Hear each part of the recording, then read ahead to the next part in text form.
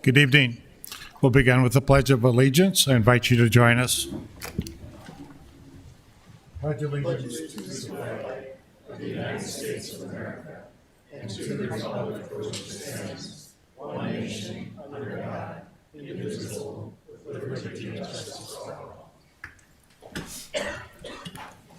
Roll call. Kolpak. Here. Pepcorn. Here. Strand. Turnberg. Here. Mahoney. Here. Fire. October is Fire Prevention Month, and the Fargo Fire Department reminds residents to install smoke alarms in every bedroom, outside each separate sleeping area, and on each level of the home, including the basement, and to test smoke alarms at least once a month by pushing the test button. All smoke alarms should be replaced when they are 10 years old or stop responding when tested. Harm Reduction Division video series, a partnership between FargoCast Public Health and Communication and Government Affairs Department, won an award of excellence in the education and training category at the 2024 SAVI Award, sponsored by 3CMA, a network of local government communicators. Walk-in flu shot clinics are held on October 18th at the Fargo from noon to 4 p.m. and October 25th from 7 a.m. to 12:30 p.m. at the FargoCast Public Health. The monthly the monthly community games night are back at the Northport Library and is scheduled the first Monday of every month from 5 to 7:30 p.m. The Reptiles at the Library event on October 12th at 10 a.m. in the main library, sponsored by the NDSU Herpetology Club, who will be bringing in cold-blooded creatures of all kinds to touch and feel. On 2024, the Northern Focus photography exhibit is on display at the main library through October 31st. Number C, is there a motion to approve the order of agenda adding an additional public hearing item number 42, notice of hearing for nuisance abatement, snow removal? Is there a motion? I so move. Is there a second? Second. All those in favor say aye. Aye. Opposed say nay. Motion carried. Is there a motion to approve the minutes of the September 16, 2024 regular meeting? So moved. Is there a second? Second. Any corrections? Otherwise, all those in favor say aye. Aye. Those opposed say no. Motion carried. Is there a motion to approve the consent agenda items 1 through 38? I so move. Is there a second? Second. Roll call vote, please. Pepcorn. Aye. Kolpak. Aye. Strand. Yes. Turnberg. Aye. Mahoney. Aye. Item 39, recommendation to approve the purchase of the Flock Safety Technology from the Flock Group for the Fargo Police Department. Chief Sabowski, or who's going to give it? Bill Affleck? Good afternoon, or good evening, I guess, everyone. Appreciate the opportunity to come up here and just give a quick presentation on a purchase that we'd like to make as it pertains to safety in the city of Fargo. This is going to be a very short presentation, shorter than one that was given on September 23rd Finance Committee meeting. But at the request of Commissioner Surround, we thought we'd go through this a little bit for the public to see what we'd like to do. So we'll take about 5 minutes here to talk about Flock and the Real-Time Crime Center implementation. So a brief history of what Flock is. In 2022, we were asked to look into options to replace our downtown camera system. As we started to do that, we saw that there are much more advanced technologies out there, more than just cameras, but also cameras and license plate readers. We started looking at multiple vendors to see who would offer up these types of technologies. Ultimately, in March of 2023, Flock was chosen. They offered us a pilot program in March of 2024, and that pilot program was implemented on June 3rd of 2024. It's being tested even as we speak, and it's been tested since that date and time by multiple test groups within our agency. The full presentation of what I presented at Finance Committee can be found on our City of Fargo YouTube channel. So it was about a half-hour presentation that I gave talking about what Flock cameras and that system can do for our city. So I'd encourage you all to look at it for more information. Why do we want to do this? Technology makes our law enforcement response to crime more efficient in 3 ways. Proactively, this system using license plate readers and cameras can offer up real-time alerts when stolen vehicles drive by or wanted vehicles. We can also create hot lists of vehicles that we might be looking for investigations or safety purposes. And it will alert us when those vehicles drive by any of our stationary license plate readers. It also will automatically give us NCIC hits, silver alert hits, or amber alert hits as a vehicle might drive by if they are located or if they're in our system on a hot list. They help us with investigative measures. Clearance rates of cases increase, overall crime decreases, and that's what other cities have seen with the implementation of this system. It also just basically gathers evidence for us as vehicles that might be involved in a crime drive by. They also serve as a deterrent. So when individuals know that these types of license plate readers or camera systems are available, people might not want to do those types of crimes or drive away from those types of crimes in a vehicle. So it acts as a deterrent. What is the Flock safety platform? It uses a number of devices to detect. So license plate readers, everything is named after a bird with this safety program. So Falcon license plate readers are stationary license plate readers placed in the public on public infrastructure to detect what might be on our hot lists. Condor push tilt zoom cameras, those are what we'll have in our downtown area, replacing our old camera systems. There are other devices that are available that we have not looked at. After it detects it, the system will decode the information that's detected. So it does that through real-time crime routing. It can actually look into the future as to where people who've done crime might travel to, and so it can predict routes. Visual search through those cameras, multi-geo search, so it can pattern a vehicle that we might be looking for. And then vehicle fingerprint search, it can actually look at characteristics of vehicles. If there's not a license plate, it can look at roof racks, stickers, those types of things, along with license plates to try to identify that type of vehicle. And then it will deliver that information to our officers through multiple sources, but mobile app, which will be the one that they would probably use the most on their cell phone. So we'll give real-time crime alerts as they're on patrol. They'll actually be able to look in real time at places they might be dispatched to. They'll be able to create their own hot lists, pull up maps, those types of things. It gives them situational awareness as they go to a call for service. Privacy, some people are concerned with privacy on this. Vehicle footage is owned by the city. Will never be sold to private third parties or by Flock. It's footage is owned by the city. There's a 30-day data retention. Then it's automatically hard deleted unless we pull whatever is on that system for evidentiary purposes and store it in a different system for evidence.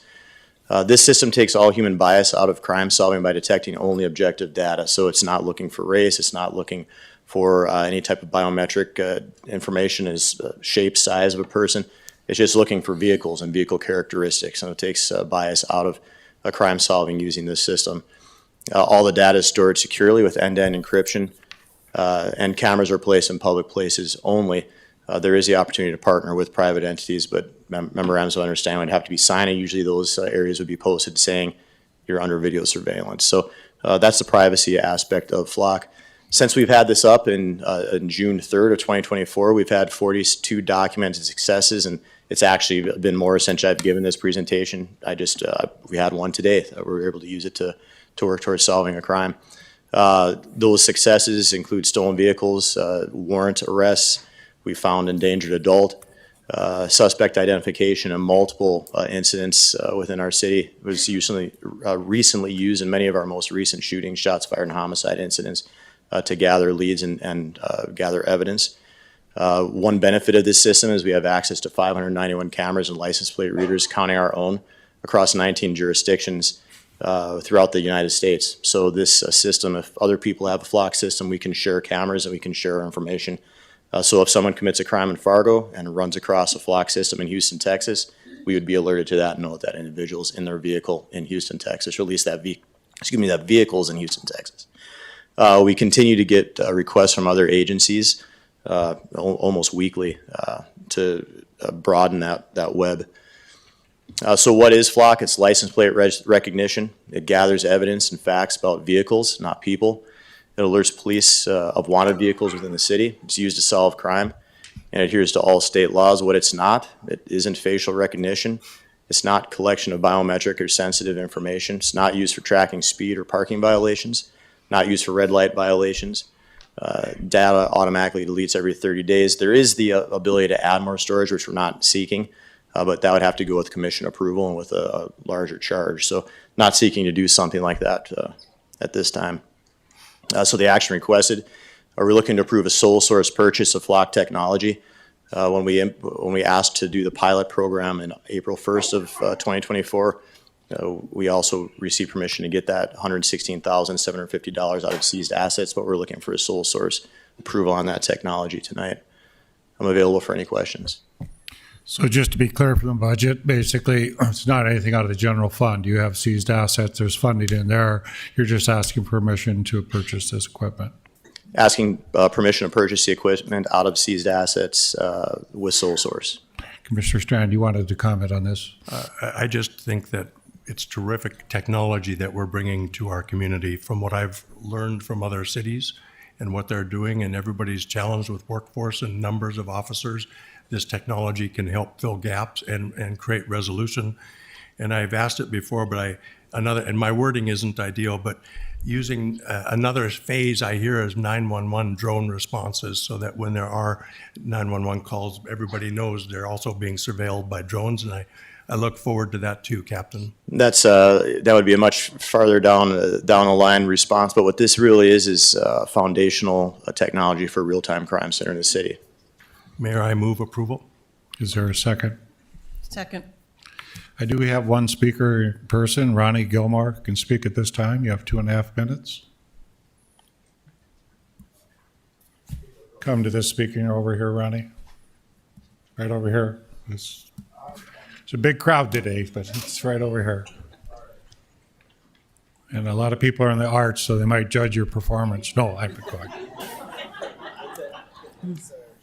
After 62 years, I'm not afraid of a little judgment. Just for the public, state your name and Fargo resident. My name is Ron Gilmore. I'm a Fargo resident. I'm here speaking in opposition of this flock. I am fully aware of the benefits and everything. For me, this is just another intrusion on our First and Fourth Amendment rights. We're constantly surveilled. George Orwell wrote a book, 1984. We're there now, and then some. Running plates, running readers, just because they can. Yes, it might get somebody, but it's also, what about the failures? What about the times when that reader doesn't read the plate right? They make a stop. They traumatize somebody. There's all kinds of things that go on that you don't need to have this. It might sound like a great tool, but it's just another intrusion into our Fourth Amendment rights to be secure in our persons and property. It's an illegal search in my view. I know the courts look at it differently, but I'm just stating my opinion. I have no problem with where the funds are coming from. Listen to that, that's fine. But just think about this. You're putting a lot of people under scrutiny, and if they make a mistake, we see it every day, all across the country. People getting hemmed up, don't agree with being stopped, they're getting stopped, and they don't know why, because some electronic piece of equipment made a mistake. They get mouthy with the officer, and they're on a power trip, and now they end up in jail for, non-violent resistance and all kinds of other charges. It's running rampant across the United States. We need to tamp it down, and you guys have an opportunity to say no to this. That's all I have to say. Okay. There's no. We don't clap in this meeting. It's a business meeting. Thank you. I have a motion. Commissioner Pipcorn. Mr. Chair, just a few questions for the detective. So one of the things is, we talked after that meeting, so Cass County, the other cities, the highway department, are they going to participate in this? They'll not be participating in our program, but I know that they're looking at other technologies, exploring other technologies. So, Mr. Chair, my comment is I'd like to have someone else be the main sponsor. Right now, we have some financial challenges ahead of us, and I don't believe this is the right time to be doing this. The other thing is, obviously, this initial $116,000 is from funds that are from the fire or that the police department already has. but eventually they're going to need funds from the city of Fargo. And right now, we are not in the position to be doing that. So right now, we should be delaying this until we get our financial house in order. So that's my view. Then on top of that, there's lots of privacy questions. And then on top of that, it seems like Fargo, we're always the ones that are paying on many things. And so what I'd like to do is let's see if Moorhead wants to participate, West Fargo, Clay County, the North Dakota State Highway Patrol, the state of North Dakota. So instead of us being the ones funding it initially, I would like to have someone else. Thank you, Mr. Chair. Any other discussion? Roll call. Mr. Turner. I have a question for Captain Offeld. Any of the scenarios that were brought up by the speaker, are those things that you've seen in your investigation of how this intelligence works? They are not, no. The information that's put into the system is information, license plates, it's information about vehicles. Vehicles cannot be pulled over just based on a hit. An officer would have to go confirm that that is the vehicle they're looking for. And so I have not seen that. In fact, we've heard sometimes it speeds up the rate in which we find a criminal or somebody shooting somebody else or somebody doing other elements. It helps you to find that suspect faster. Is it not true? Oftentimes, yes. Thank you. Any other discussion? Roll call vote, please. Strand, Yes. Kolpak, Aye. Pepcorn, No. Turnberg, Yes. Mahoney. Aye. Public hearings, item 40, the Pines of the District Second Edition and the Pines of District Edition. Approved recommendation by Planning Commission on 9/5/24. Zoning change from a multi-dwelling residential and limited commercial to a conditional overlay with a multiple dwelling residential.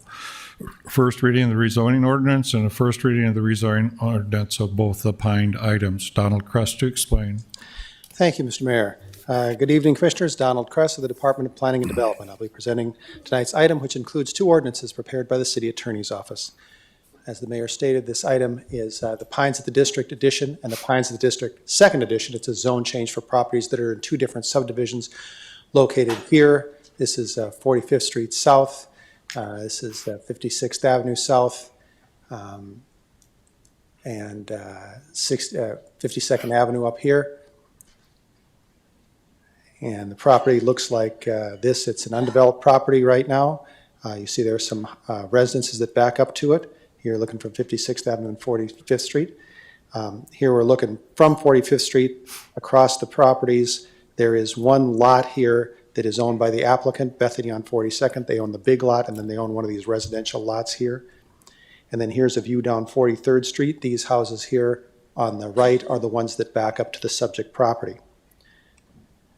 The zone change is because they've got the property owner, Bethany on 42nd, owns a property that has two different zones on it, which results from a vacation of right-of-way that's explained in your staff report several years ago. At the time, the zoning was not changed. So they've got half their property is in a limited commercial zone with a conditional overlay. Half of it's in MR3, multi-dwelling residential, and then this lot down here, which they own, is also multi-dwelling residential MR3. So they propose just to change the zoning to entirely one zone, that is the multi-dwelling residential, and that will have a conditional overlay on it. The Commissioners, you're familiar with these conditional overlays. This property is along 45th Street South, which is an arterial, and we have those conditional overlays. It's included in your packet there to just have some more detailed site design and building design standards. The applicant has reviewed this and has no opposition to that. The Planning Commission's recommendation is stated in your staff report and shown on the screen. Mr. Sean Stuhaug, CEO of Bethany on 42nd, is with us this evening, and they wish to address the Commission. That concludes staff's presentation. Thank you, Commissioners. Is there anyone present who wishes to speak to this rezoning? Is there anyone present who wishes to speak? We'll close the public hearing. Do I have a motion? I'll make the motion. Is there a second? Second. Any discussion? Roll call vote, please. Pepcorn, Aye. Turnberg, Aye. Kolpak, Aye. Strand, Yes. Mahoney. Aye. Thank you, Commissioners. Item 41, Renaissance Zone Rehabilitation Project for TA Investments for rehabilitation of residential property located at 315 Main Avenue. Cole Crutchfield's going to explain, I guess. Good evening, Mayor and Commissioners. The item in front of you is a proposed project to rehabilitate a building at 315 Main Avenue. The work includes renovating portions of the interior into 5 residential units. There's an existing 3 units in there as well, and as well as some exterior facade improvements. In your packet are plans for the whole project. Building, there's a building next to it, but this is just for the western side of the building. The benefits that we'll see is the proposed investment is $900,000. It meets the minimum threshold. The Renaissance Zone did approve this unanimously at their August 28th meeting. Just for an increase, what you would see using today's dollar values based on this increase is an increased tax value of $24,000 from the existing $8,000 today on the building itself. One thing I wanted to point out, it's a little unusual, but this is the first time I've seen this, but it looks like several years ago, there was a previous Renaissance Zone application that was filed but never completed. There was an error in that assessment, and so we saw a benefit of $18,000 allocated to the previous owner. This has been internally reviewed through the state and local systems through our assessment office, our auditor's office, and our city attorney, and the Renaissance Zone did consider this in their review and approved the project anyway. So we have since done an internal audit to make sure there was no other properties and have not found anything. With that, staff and the board, Renaissance Zone Authority recommend approval. Does anyone present wish to speak to the Renaissance Zone project? Anybody wanting to speak? If not, I'll close the public hearing. Do I have a motion? So moved. Is there a second?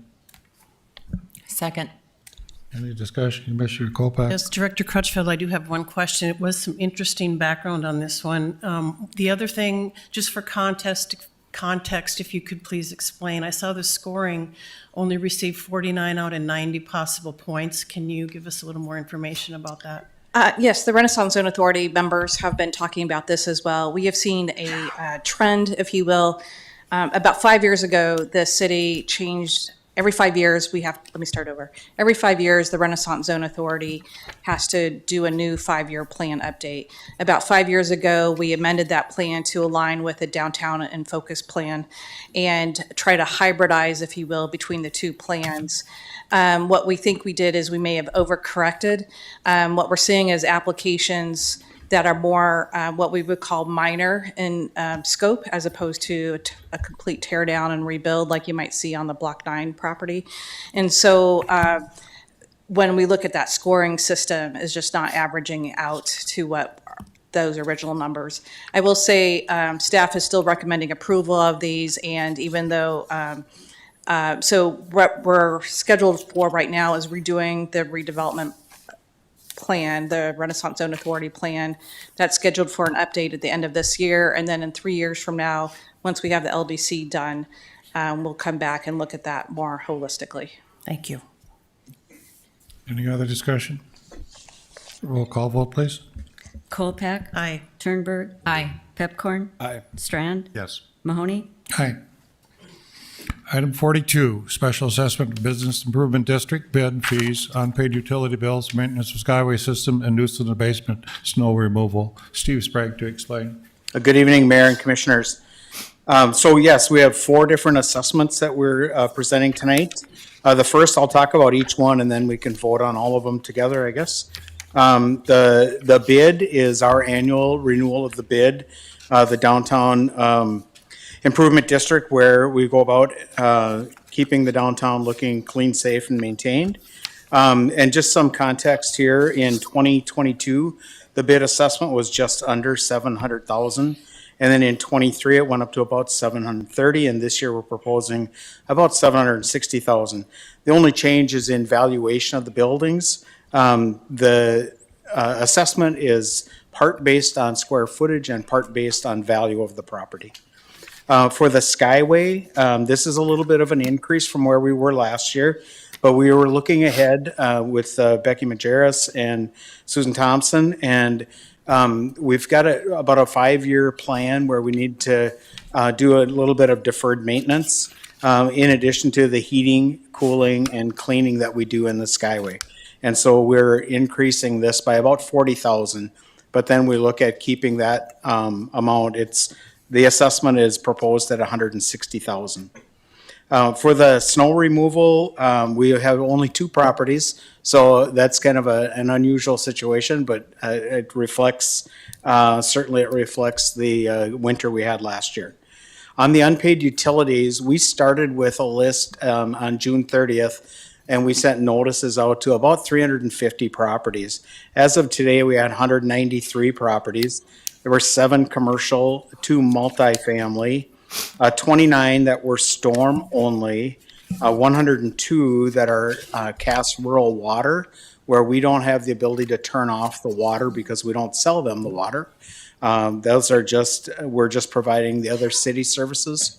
And then 53 properties that are residential. I think those are the 4 different assessment districts. Is there anyone present who wishes to speak to their special assessments in these 4 different areas? Is there anyone wishing to speak? If not, we'll close the public hearing. Do I have a motion? So moved. Is there a second? Second. Any discussion? Mr. Strand? Thank you, Mayor. I'm just curious, Steve, could you help me understand the balcony view relationship between BID, the city of Fargo, and DCP? Boy, so you're asking me to go back into my memory here. Just in a balcony view, please. Yeah, so it was a number of years ago. I think we're probably at least a dozen or more years ago. And the downtown area, we were providing winter lights and I forgot the other thing, but we had just basically 2 services. I think probably garbage pickup or something like that. And the downtown area was looking for more services to be provided. And so we did establish, there is a section in the North Dakota Century Code that allows a BID, a business improvement district, to be set up. And so we did that. The first few years of that, Commissioner Strand, we tried to keep those assessments about the same as what they had currently been paying. And as we built that team and and people started seeing the value, then we were able to grow and enhance what we're doing. And so as far as the city's responsibility here, we do the assessment and then we collect the funds from the assessment. And then we have a memorandum of understanding. And on certain things, the city provides certain services through that memorandum of understanding. And so we reimburse the Downtown Community Partnership, who oversees the management of the BID. Is that enough of an explanation? It does, thank you. Okay. Any further comment, John, or that's it? No, that's- Just understanding it, okay. Any other discussion? Roll call vote, please. Kolpak. Aye. Pepcorn. Aye. Turnberg. Aye. Strand. Yes. Mahoney. Aye. 43, special assessments for 2024 new and reconstruction city-ordered sidewalks, project SR 23A. Steve Sprague. Mayor, if you'd like, I think we can do 43 and 44 together. They're both sidewalk projects. Okay. Okay, on these projects, they are, and I wanted to explain the reason that they're separated out from the list that we have.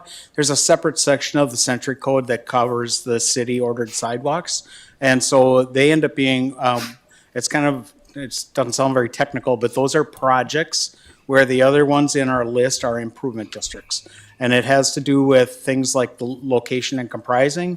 With all of the other districts that we're going to look at, we have to describe where that is, the location of the work that's going to be done.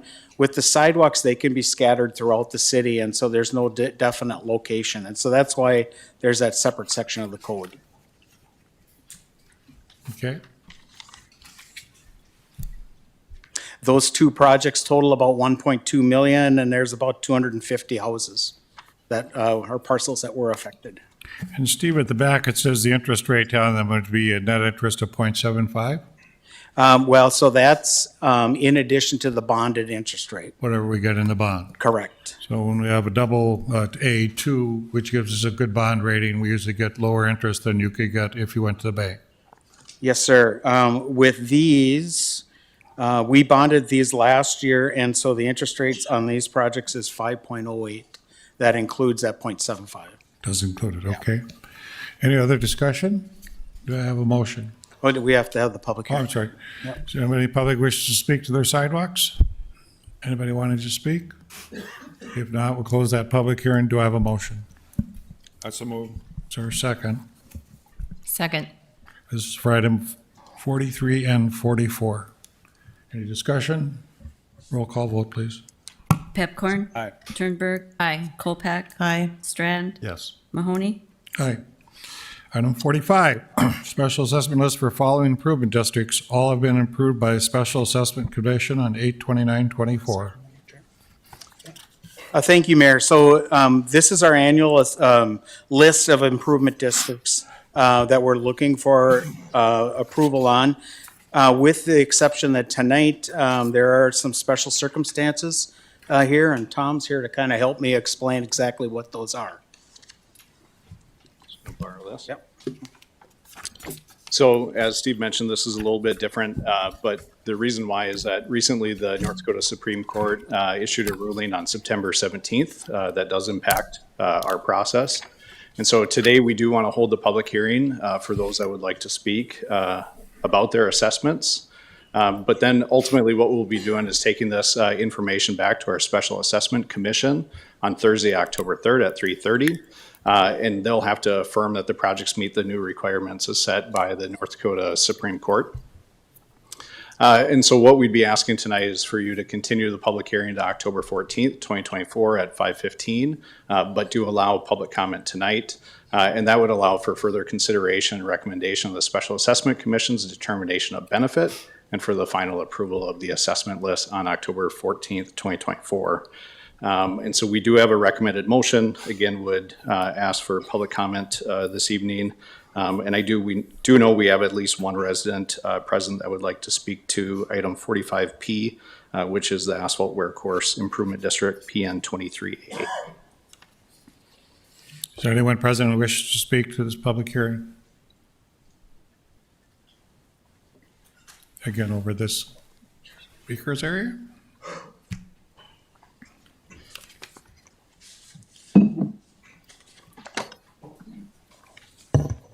Good evening, Mayor and Commissioners. My name is Tim Nasham. I'm here to speak about letter P, the Asphalt Wear Course and Improvement District, number PN 23A. I live in this improvement district.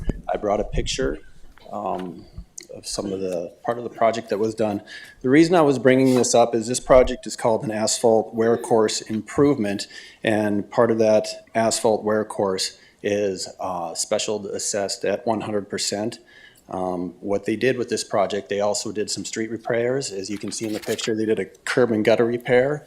In the picture, it also shows a sidewalk repair, and I've got some documentation that shows that there were street repairs done also.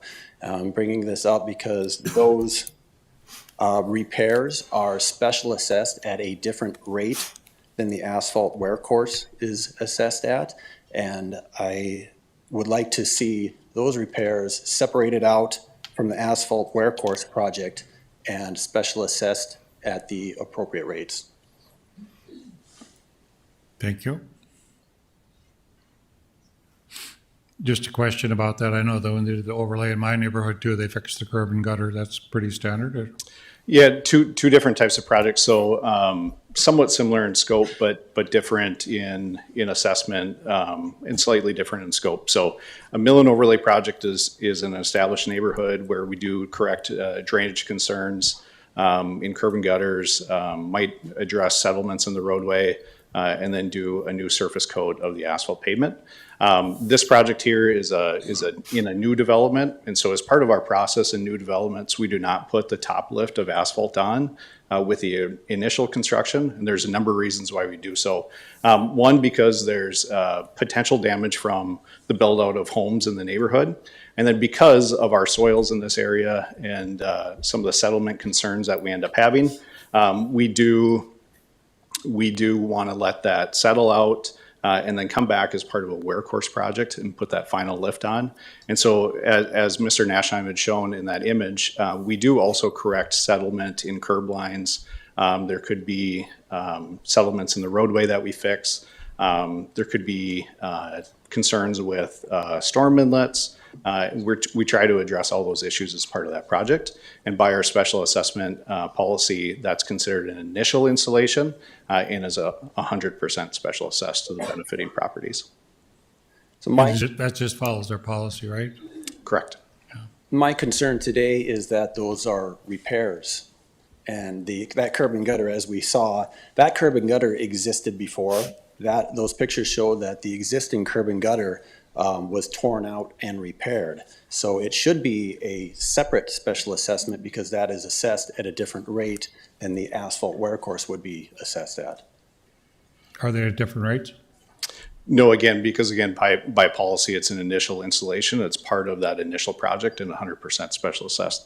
I can certainly follow up with Mr. Nashheim after the meeting too. Sure. And provide the full purpose and need of the project and provide a summary to you in 2 weeks as well on our That'd conversation. be fine. Good. Do I have a motion? So moved. Is there a second? Second. Was there anybody else who wanted to speak?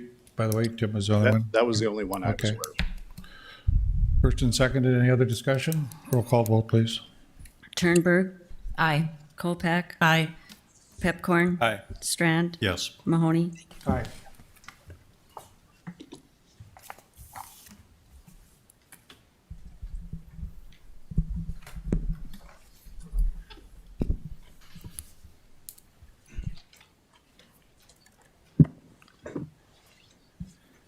Usually I don't get such a big crowd for this budget presentation, but thank you for all coming, and I hope you're all comfortable. It's interesting what goes as we go through there. So what I'm first going to go through is our basis for preliminary budget and go over it for you, and then we're going to go into just a little discussion as we do.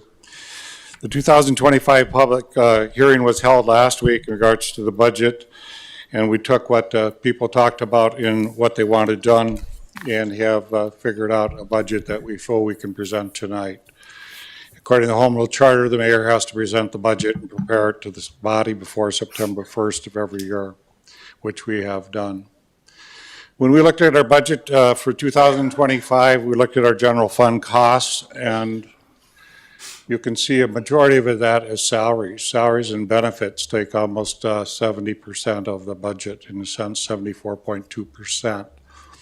The difficulty you have with that is there's oftentimes steps and there's COLAs in that particular amount that you have to hit when you do a budget. So regardless of what I do, steps will all go up every year because that's what's in our plan, and that's what happens. Unfortunately, this year Transit has a $3.5 million expense that we had to cover, as well as we're doing some bonding for the police station. So the budget is mainly personnel. It's mainly that's what causes it to go up. The percentage every year of the budget is typically 5 to 10%, and that will happen in any mayor's budget as well as the city continues to grow. As it continues to grow, mainly what you pay for is your personnel. Next slide. If you have expenses that go up, you have to pay for that. So you look at your revenues. A lot of people don't necessarily understand that 33% of our budget is taxes. So our taxes, property taxes, only make up 33% of the budget. The rest of it is made up by intergovernmental charges, franchise fees, license permits, fines, forfeitures, and transfers. We have tried to have a very balanced budget in the sense of what trying to get the different entities to help pay for. But property taxes, a lot of people think pays 100% of our budget. It doesn't. It only pays the third of the budget. when we look at what happened from 2024 to 2025, it's just like the grocery store. A lot of stuff went up. As much as I'd like to have my groceries at a cheaper price, I can't buy chemicals for the water plant at a cheaper price. I can't buy certain things that I need to do for the city at a certain price. So property taxes, you can see, only went up 4.9%, but it went from 41 million to 43 million. Franchise fees did help us out this year, and that's going to help us carry the cost of going forward. State revenues did go up a little bit, and that's very helpful to us, and local grants went up a bit as well. Miscellaneous, we had to transfer some more funds into the general fund in order to make a balanced budget. As much as you don't like a 10% increase, it's the cost of what's going on, and we have enough revenue to cover the cost of the budget. Next slide. So we're now to the point of the budget process, September 30th. It's to approve the final budget and tax levies. Obviously, we can't go any higher in tax levies, and in our tax levies, we did not go up any mills. It does reflect a 4.5 cost of living COLA for our employees. And the other element that the commission requests of the mayor is he brings a balanced budget to you, and it is balanced budget. It is covered. And we will patrol. We think it's very important to do the things that the budget team has come up to. I'll put the suggested motion up there, but I'm going to make a few comments first. It's time to have a very candid discussion about the proposed 2025 budget. It's time to be serious and accurately discuss the facts, realities, and find a way forward. Let me speak directly to our residents. We know that you are frustrated with property taxes. We get it. And that's what we look for every day when we make a decision at this dais. Try to keep your property taxes down. However, the city of Fargo only makes up 20% of your property tax bill, with the schools, parks, county, and airport making up the other 80%. It's funny how everybody watches the city of Fargo and seems to be our interest in what we're doing, but I want you to remember, we're only 20% of that tax bill you get. But we are asked to provide all the services to all the property owners and residents. It's the city of Fargo that plows the streets. The city of Fargo takes care of your water. The city of Fargo takes care of your wastewater. When Commissioner Pepcorn says we, the city commission, are the budget team, he is correct. We're all involved in this process and have spent months, even years, getting to where we are today. Current and previous commissioners have set this path in motion, and we all have a voice and we all have a vote. Actually, myself and Commissioner Pepcorn have cast hundreds of votes in the Finance Committee, in the Position Evaluation Committee, and in the City Commission. And you, Commissioner Stan, have been here almost a decade, and we've made commitments in the past that we're fulfilling now, and we see that as it comes forth. We have made the best choices we could have made with the information we had at the time, and those decisions committed us to long-term financial impacts. So now we have arrived at a crossroad, and we need to collaborate to find a solution. The percentage increase of the budget is a function of the issues we need to address: new debt service, compensation, transit funding shortfall, inflation, and growth in our service contracts. The good news is, however, we have a strong economy and a healthy community. We have business coming to this community in droves. Ames, Iowa came up here to see what we're doing. Duluth is coming over next to see what we do. These are the cornerstones. Businesses, good economic development in our community are the cornerstones that we all live on. But we cannot alter the course of this ship on a dime. We cannot turn it on a dime. It takes a little time to change your ship. And if you're going to do different things, then you have to work at it and thoughtfully go after it. We should not cause fear or incite rumors. But the politics of this commission has clearly shifted. You don't need a degree in political science or a local talk show host to see that. But in spite of the politics, we need to be a nonpartisan, deliberate policymakers. You are elected by the city of Fargo as the city and residents elect you to this position to do the right thing for the city, regardless of our political beliefs. You have to set aside some things to make sure you come to the decision that is best for all your residents. Our role on commission is to have a unified vision, and our staff is responsible for creating the path to achieve it. You as commissioners and with the mayor decide on a path, and the staff comes up with a path that helps us fulfill that. By working with the city staff, I have delivered you a modified 2025 budget, which honors the commitment we made to our residents and to our employees to execute the priorities and work plans that have been previously approved. We have a budget that is balanced with no new mills for 2025. That's a commitment I heard by many of the commissioners that did not want a new mill increase, and you all have talked to that. We have done that. I also want to address the comments made in these chambers about seeking additional, arbitrarily and not vetted cuts to the 2025 budget, and probably the reason I have a lot of people in this room tonight.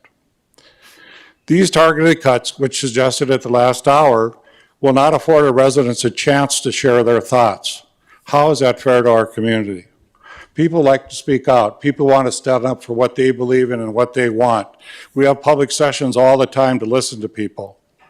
We recently had a meeting in which we did have public input. We had 2 people talk about the budget, 2 people. What, I got 200 people in this room right now that want to talk about the budget?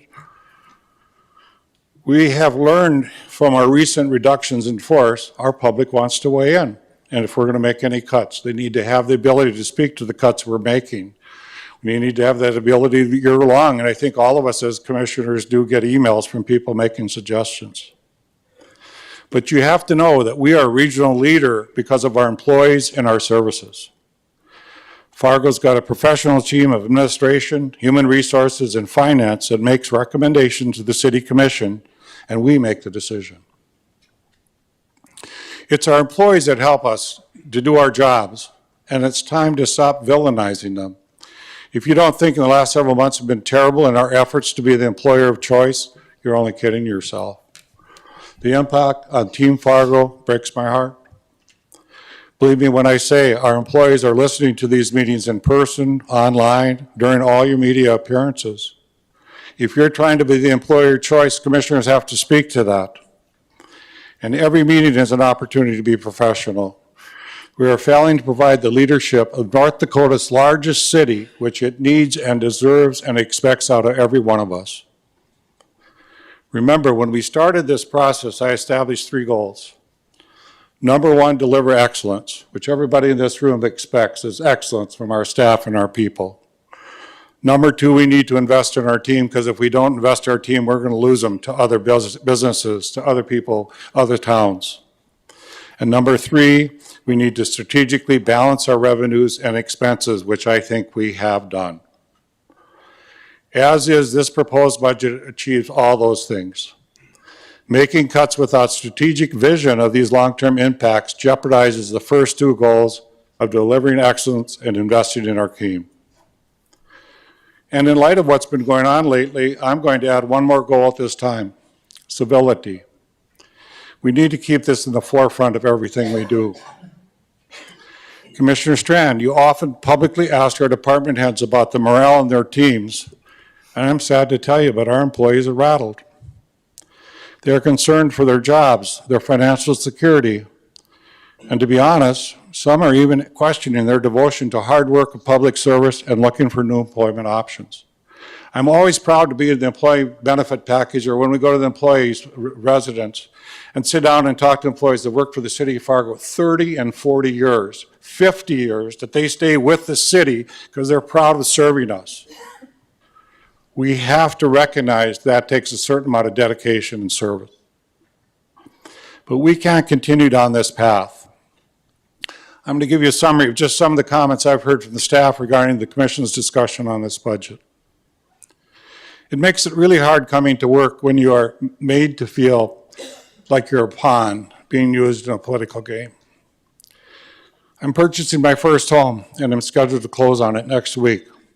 Should I still go ahead with it, or is my job going to be unexpectedly cut as part of the budget process? Team Fargo used to be a unifying term. Now it's used against us. The public doesn't see when I'm pulled away from my family on Christmas or in the middle of the night to respond for an infrastructure issue at 3 a.m. or an unexpected weather-related emergency. Many of us love working for and living in Fargo, but the current and growing salary differences between public and private sectors is forcing us to consider leaving Fargo or changing jobs for better opportunities elsewhere. We hear it in fire, we hear it in police, we hear it in public works. I think Ben says he has 4 or 5 vacancies right now. It's hard to find people to work in those positions. You want your snow removed in 48 hours, that takes people dedicated to our city and to our people. We need to be aware of this and the fact that our actions have serious impacts on people. And aren't we all supposed to be about people here? I'm told consistently my words matter and I need to be more aware. And that's true, but it's not just me, it's all 5 of us. All of us have a bully pulpit on these jobs and at the dais, but that does not mean we can be bullies. We set the tone, not only for this organization, but for our community and our region. We make a choice every other Monday during our meetings and our actions speak louder than words. We make our own headlines, and it's time we start owning that. Let's have accountability, not blame. Let's collaborate, not conflict. Let's be responsible, not rhetoric. We are still the regional leader, and we are better than this. I'm proud to be your mayor, and I'm proud to serve each and every one of you. At this time, I'm asking we recommit ourselves to being leaders together. We owe this to our residents. Presenting outlandish ideas for budget process is unrealistic and not strategic. Let's be strategic in our decisions. Offering the notion that our financial situation is dire is simply not true.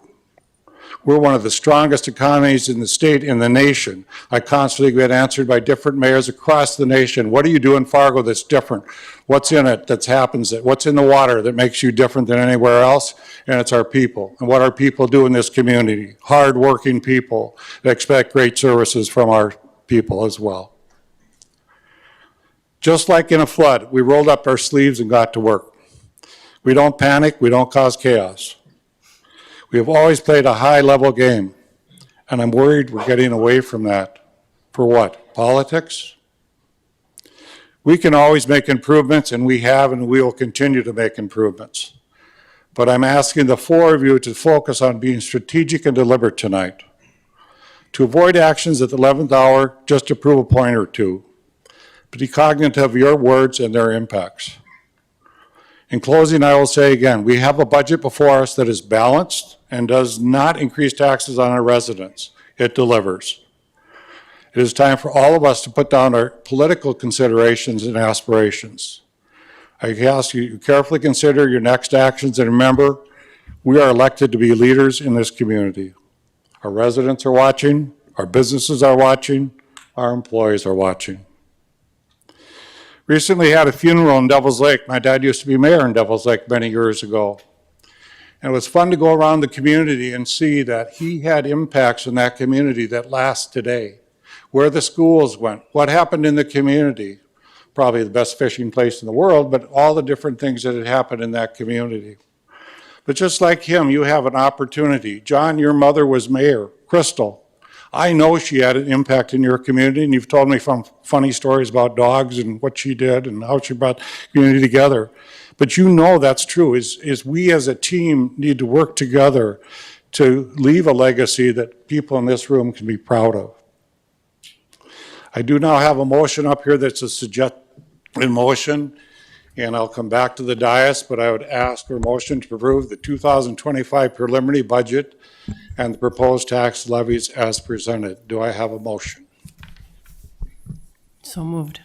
Is there a second? Now remember, all these people are here to have a discussion. If we don't have a second, it's hard to have a discussion. So, Mr. Chairman, are you giving us a sermon, and do we all get a half hour apiece? Or what, are you going to come up and join us and have a conversation? Dave, 'Cause it I asked seems you, like I you're am coming back up there, but I asked you to be respectful, and I asked you to continue to be respectful. I'm not giving a sermon. You've been on talk radio doing your fun stuff. I'm in this room to make a decision tonight, and I think all of us need to be part of that. But you've got a lot of people here that want to speak, and if you get a second on this, at least we can have a discussion. And to me, it'd be a second just for sake of discussion. Mayor, I'll second for the sake of discussion. Thank you.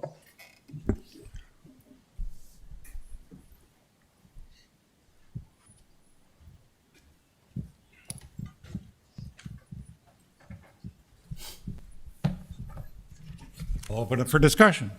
So, Mr. Chair, I just have a couple of comments. First of all, this budget was made before the Moody's downgrade, and the Moody's downgrade is huge. That will have a huge impact on what we pay in interest rates. We're very fortunate that we have a majority of the financing done for the diversion, because if this would have happened before we'd have had a lot that committed, this could have been disastrous. And I do think our first priority should be getting our financial house in order.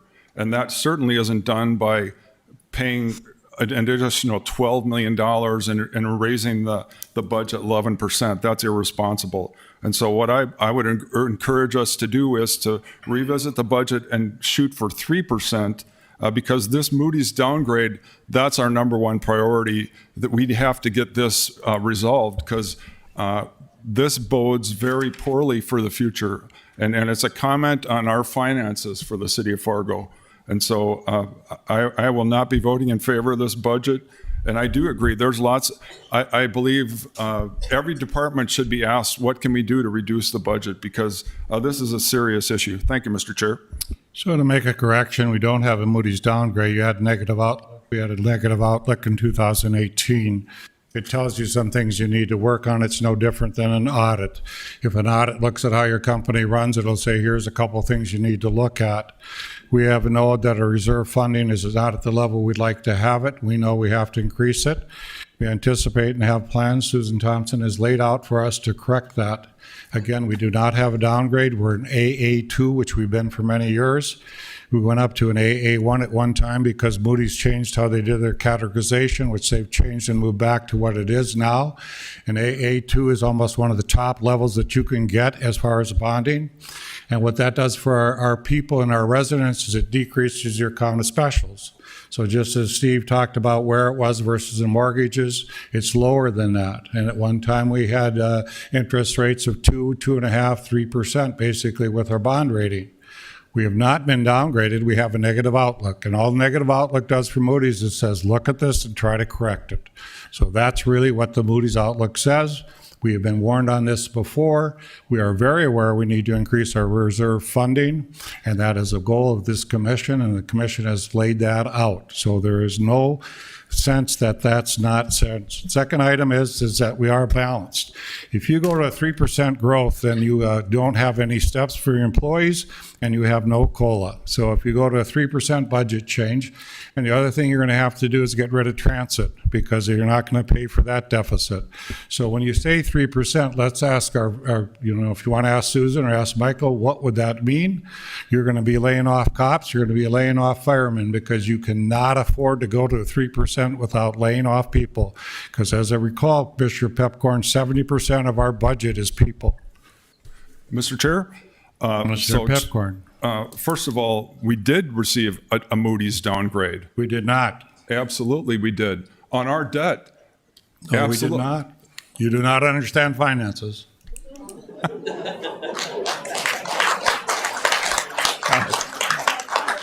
That's awesome.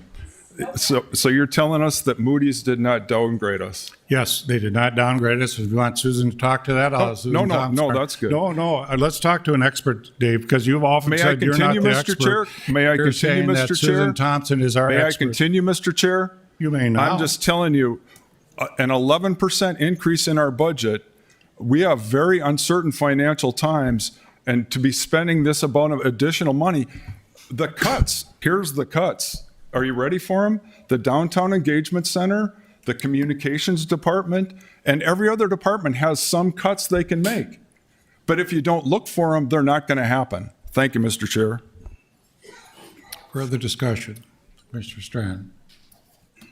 Thank you, Mayor, and thank you to the people who are speaking to us.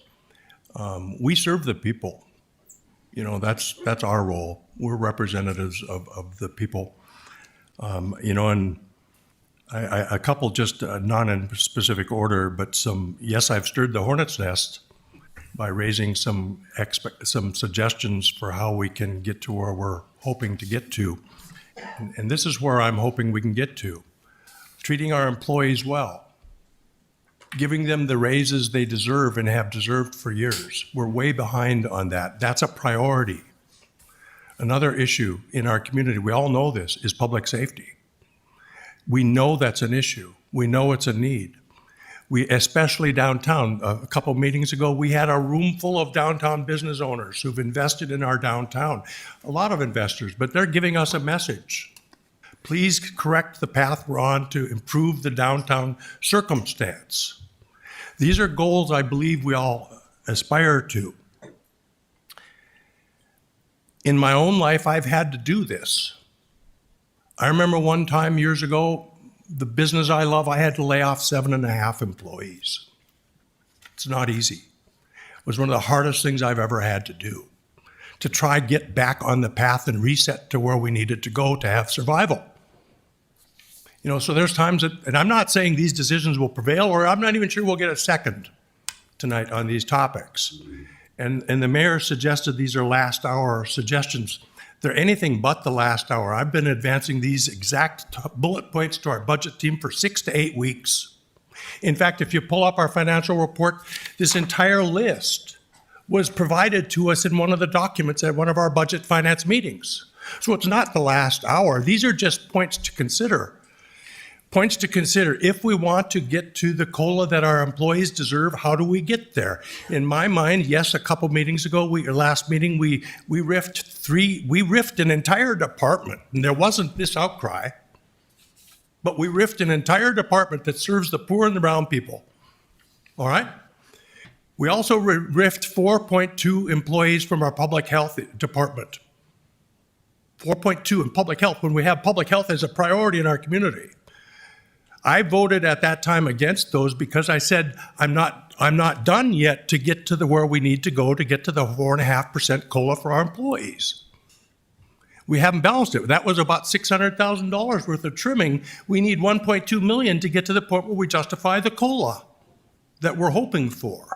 So in one of my motion suggestions, I've added 3 more RIFs that I believe our staff could come up with without pain. And I've added 1 more department that I think is worth discussing to get to the point where we can qualify and justify the COLA that I believe we would need to give to our workers. So we're not hemorrhaging workers. Okay? This is just my best judgment. It's all it is my very best judgment. Looking at this list, most of these monies are new. It's not legacy funding. The arts partnership is absolutely legacy money. You know, the land trust, which I disclose, I'm on their board. I founded it. It's new money, relatively speaking. You know, the MLK and Juneteenth, I love these events. I serve on the Human Rights Commission and the Native American Commission. I've been on the Native American Commission 10 years. But it's rather new money for these events. Now, my point is if we want to get to the COLA we need, we should continue the path of our budget trimming, which means some more positions that we can justify and balance our budget so we can, and I will celebrate giving our workers a 4.5% COLA. And then I would suggest that just like in some of our own personal private life businesses, there's times where we have to have discussions. I love the arts. My world is art. Okay? That's the world I live in. But it's a reality. How do we get to where we're going? And this is a group discussion.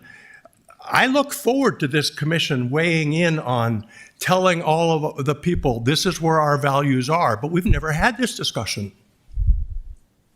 We've never had this up front.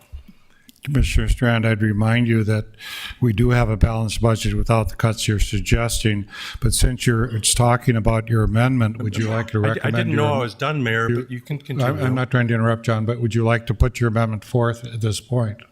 Certainly, just for the sake of consideration of our budget, I at this point move my in hopes of achieving a majority consensus for the budget.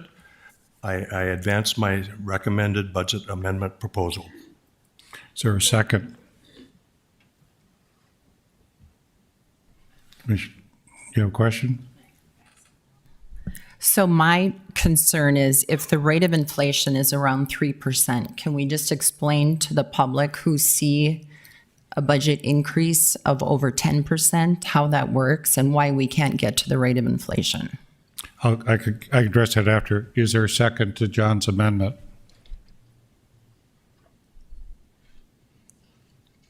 I'll ask a third time, is there a second? John, according to Robert rules, your motion dies for lack of second. It's correct, Mayor. We could also parcel it out and do individual motions. If your there was motion, a desire if your to do motion that. doesn't pass, it doesn't go. All right, I can come back. Okay, very good. So for the public, you understand the 3%, and I understand that if you're going to is what the rate of inflation is there's certain things in a budget that happen.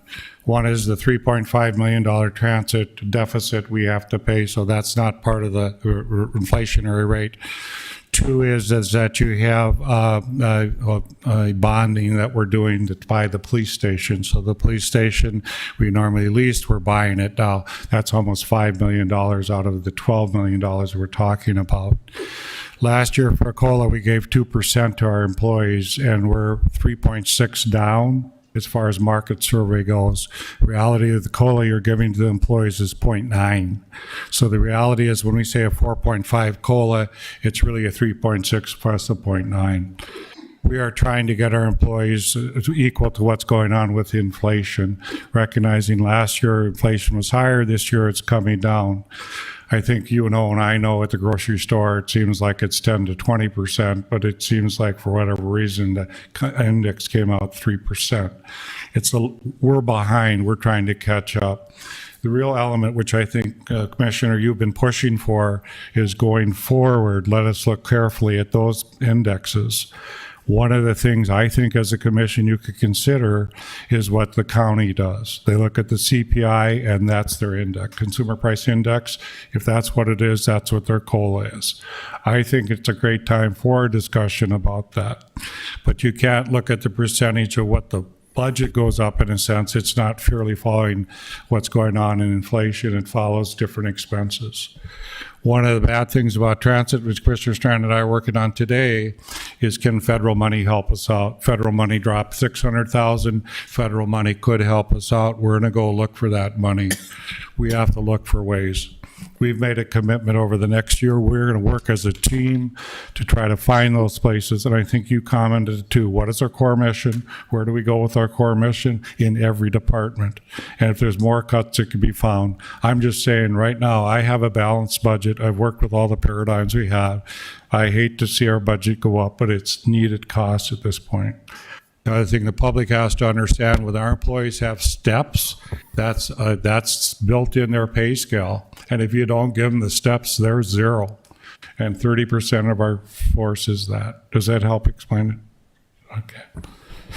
Further discussions? Mr. Chair, so I hear a lot of conversation here about a lot of people, but I don't hear very much about the taxpayers, and they're our bosses, and what can they afford?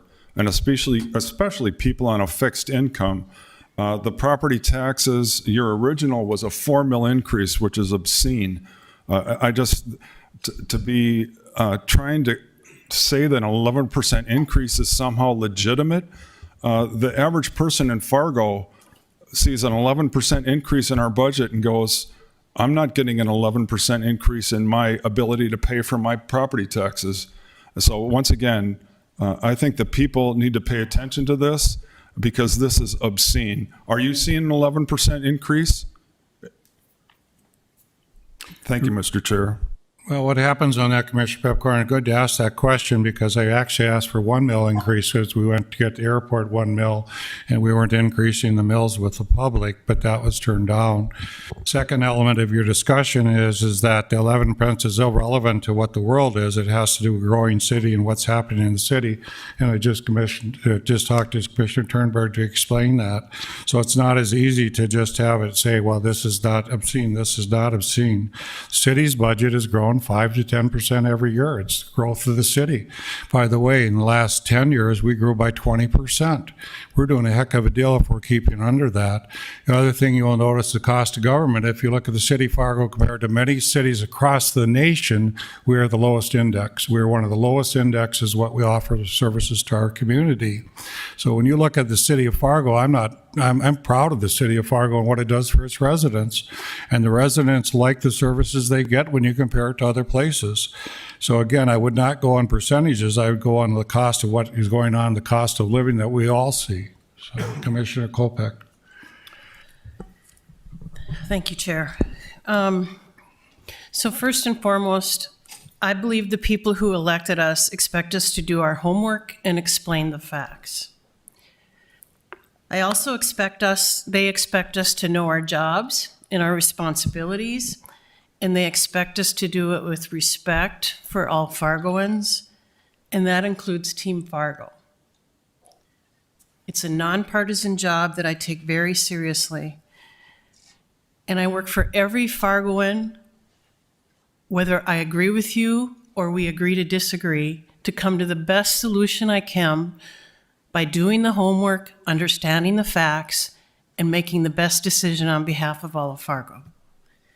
So let's go back to homework and facts. This balanced budget includes no new mill increases. That was made clear by every commissioner up here. We also are contractually obligated to continue as many agreements and some of those debts. For instance, some of the commitments we made in technology long-term. Inflationary increases are real, but we're contractually bound to continue to fulfill those contracts. And of course, there are real increases because of inflation. One of my portfolio departments is water treatment. Some of those chemicals increased by 70% over the last 2 years. Those are real numbers. We also, as been stated many times, had to find $3.5 million in transit, which, by the way, we knew has been coming since 2020. It was disclosed in MetroCog that this change in status as a metro was going to reduce federal funding. Counterintuitive, you would think if you grow, you would get more federal funding. But that's not what happens. And so now this year we're realizing a $3.5 million hole that we were starting from. And by the way, cutting transit would mean we're cutting MatBus and para-transit services. One of the most important workforce issues we're dealing with in this community is transportation. It's one of the biggest barriers along with childcare. And we're going to cut transit today when we're bringing forward a balanced budget. We also have real data that proves we are no longer competitive in our Fargo salaries. The employers that for the past several, the employees that for past several budget cycles have been told they are our priority. It's time our actions back that. Mayor already said this. 30% of our workforce who have been here 20 to 40 years are stepped out. The only increase they see in salary is through a COLA.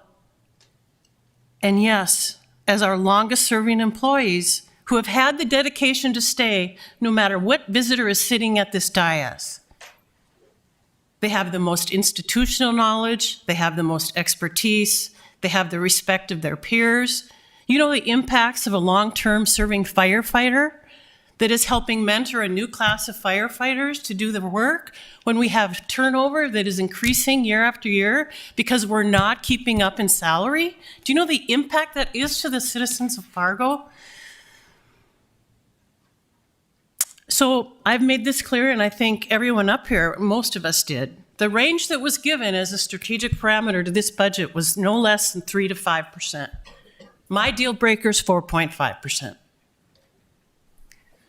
Let's go back to the parameters and the responsibilities of the position. We have governance policies. And for me, the only consistent and equitable way to honorably do this job, a job that we are temporarily here to execute, is to follow our governance policies that we worked 14 months off and every year we sign off on.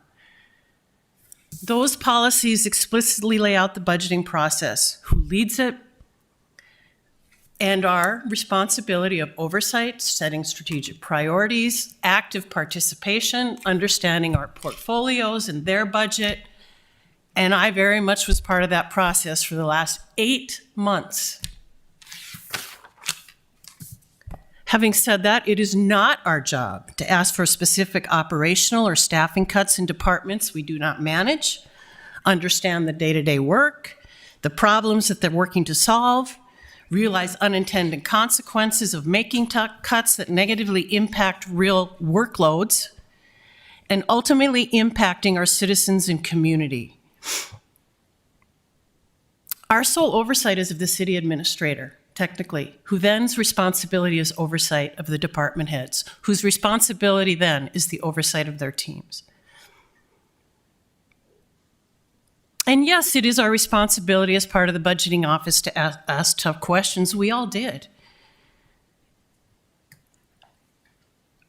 We need to do the hard work to understand the challenges brought forth and then be clear in our strategic directives. And I will share that every single department came with requests and personnel additions that were not funded. Every single department head went back and made more cuts that they felt. But they brought forth strategic recommendations to city administration and the budgeting team for consideration, yes, to challenge, but in the end, the recommendations balanced the budget. I'll close it out by talking about respect, the third cornerstone of, I think, our responsibility as an elected. Each of us was elected by the citizens of Fargo, and I will always respect the choice of the voters.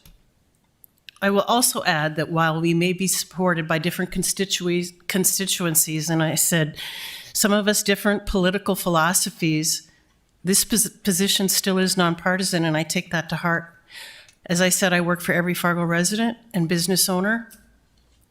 Just today, I responded to a constituent who did not agree with me, but I still sent him a response and explained my position. I will always do that. And I also am responsible to ensure we attract and keep the employees who do the work day after day, year after year, way beyond my visiting four-year term. Fargo deserves better than to call out specific positions or department. You, the citizens, do, and so does our Team Fargo. In fact, our governance code of conduct specifically prohibits it. By the way, it's on our website on the commission page if you want to look at our governance policies. But this I know, every day I'm in the office, this has completely demoralized Team Fargo. I met with a longtime employee 2 weeks ago who works in engineering. He's been here for 30 years. He's called out at 2 a.m. to fix traffic signals. And he said he's embarrassed to say he works for the city of Fargo right now. That's helping us be an employer of choice? What will this do to recruitment in the future? So I, for one, apologize to you. Fargo works because of the employees who service 74% of the operating general fund. These are the people who deliver us the best quality water in the country, the folks who pick up virtually anything you put out twice a year in spring cleanup week. As I said, fix traffic lights that were hit by cars at 2 a.m. Provide much-needed health services and programs across our community that address very real burdens and barriers, and support many programs and organizations, many of whom are here tonight, with a minimum investment for significant return because you know how to deliver the services better. And of course, in the end, 40% of the 76% of our budget that is salary is our public safety departments. So thank you to all of Team Fargo for what you do every single day, for what you've done. 365 days a year, 24/7. And I support the 4% COLA, and I support this balanced budget for those reasons. Last point I'll make is that there is an expectation that the work will continue in every single director's department to always look for efficiencies. The flock that was voted on tonight is an example of something that should provide us and will continue to provide us more efficiencies as we grow. But we need to continue to be innovative and creative, and I have 100% support and belief in the ability of our directors, cabinet, and administration to deliver that. Thank you.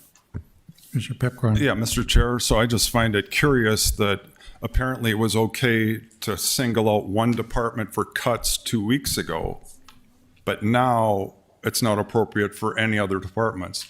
The DEI was eliminated at our last meeting, but there were no cuts for any other departments. Mr. Chair? No. I'm sorry, I'm not- I thought you were done, Commissioner. My So to apology. me, what we have to do is, to be fair, we have to ask all the department heads, are there things you can do? Otherwise, to me, it looks like what you're just saying, oh, we're not supposed to target specific things. That's what just happened 2 weeks ago. Thank you, Mr. Chair. Actually, Health Department made a cut as well. Just, I went over like this because we're supposed to have public comment on this, and I'm sorry, I apologize. The public, theoretically, after the motion was done, I was supposed to have these people talk. I have 5 speakers at this time. Whitney Johnson would be number 1.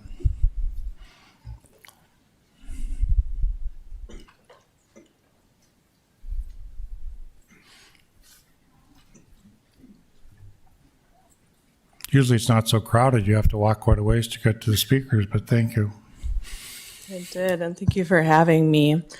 The concerns that I had specifically, were related to the proposed cuts to organizations like Indigenous Association and Youth Works, because those are organizations that are providing vital services to this community. Indigenous Association is just getting off the ground, is well on its way to being sustainable without that money from the city. It's a very young organization, not even a full 4 years. And it began at the beginning of the pandemic is whenever we launched that organization. So I should have introduced myself first. I'm the chair of the Native American Commission. And I think, I'm glad to see that it did not progress forward, because that put panic into me. Today of all days, too, to have that on the chopping block, today is Truth and Reconciliation Day. I wanted to spend this evening with my people over at Indigenous Associations. We had programming over there today that started at 6 o'clock.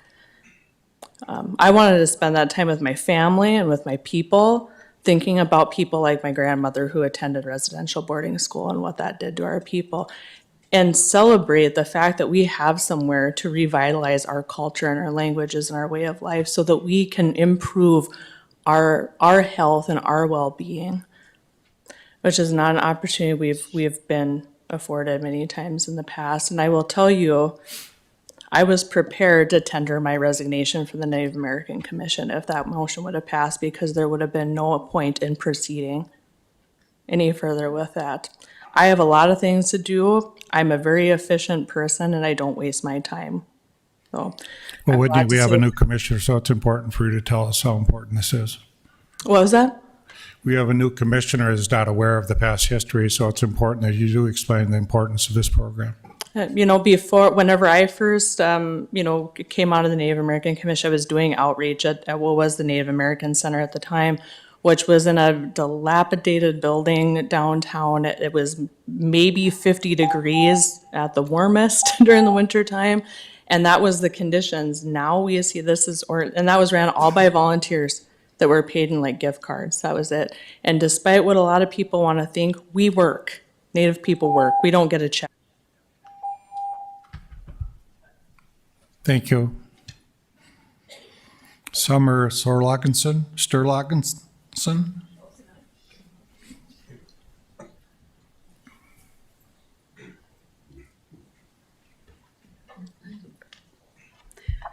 Good evening, City Commission. My name is Summer Sturlickson. I am a resident of Fargo. I am here to advocate for the funding of the Downtown Engagement Center and the affiliated resources in the FM area. Over this summer, I had the honor and privilege to work with the downtown businesses, downtown Fargo police, and our homeless population. I got to see Fargo's good, bad, and ugly. But I can tell you that our city is one of a kind and has a fundamental sense of community that I fear some people have forgotten about. I've heard media and commissioners talk of the engagement center as the reason for homelessness in downtown Fargo, and I can tell you point blank that is not true. I was raised in Fargo and was raised to look after my neighbors. I started my first volunteer work at 8 years old serving at Churches United for the Homeless. So you cannot tell me that homelessness in Fargo just didn't exist before now. The funding that the engagement center was a response to a need in the Fargo area, and elimination of that funding will take away one of the very few places to divert you out of a very broken system. I've seen sex trafficking stopped, lost or missing people found by loved ones, addicts recovered and time again. I witnessed people coming out of a cycle of crime or violence because the downtown engagement center got them connected for the resources for a damn chance.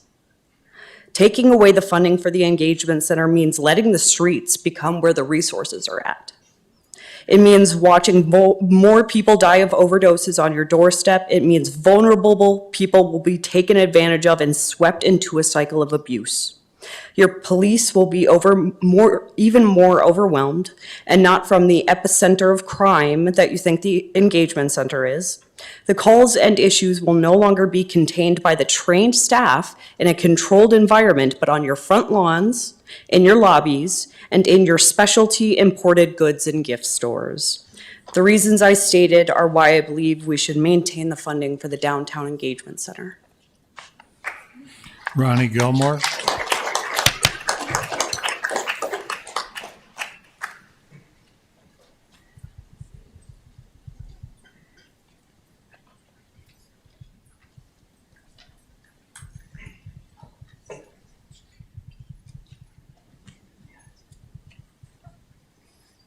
I'm Ron Gilmore, Fargo resident. And I'm going to start by saying we have a First Amendment of the Constitution. One of those segments is the right to redress our government and to speak our mind. Two factors. I sat here and listened to Mr. Mahoney, Mayor Mahoney, bloviate, protecting his ego and his legacy. And I was disgusted. You guys have kicked this can down the road every year for how many years? You've known about the coming funding problems, and you've done nothing about it but spend more money, create new programs, do this, do that, wherever you wanted to go.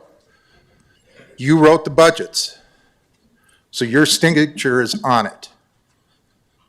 Mr. Strand, I appreciate what you tried to do here.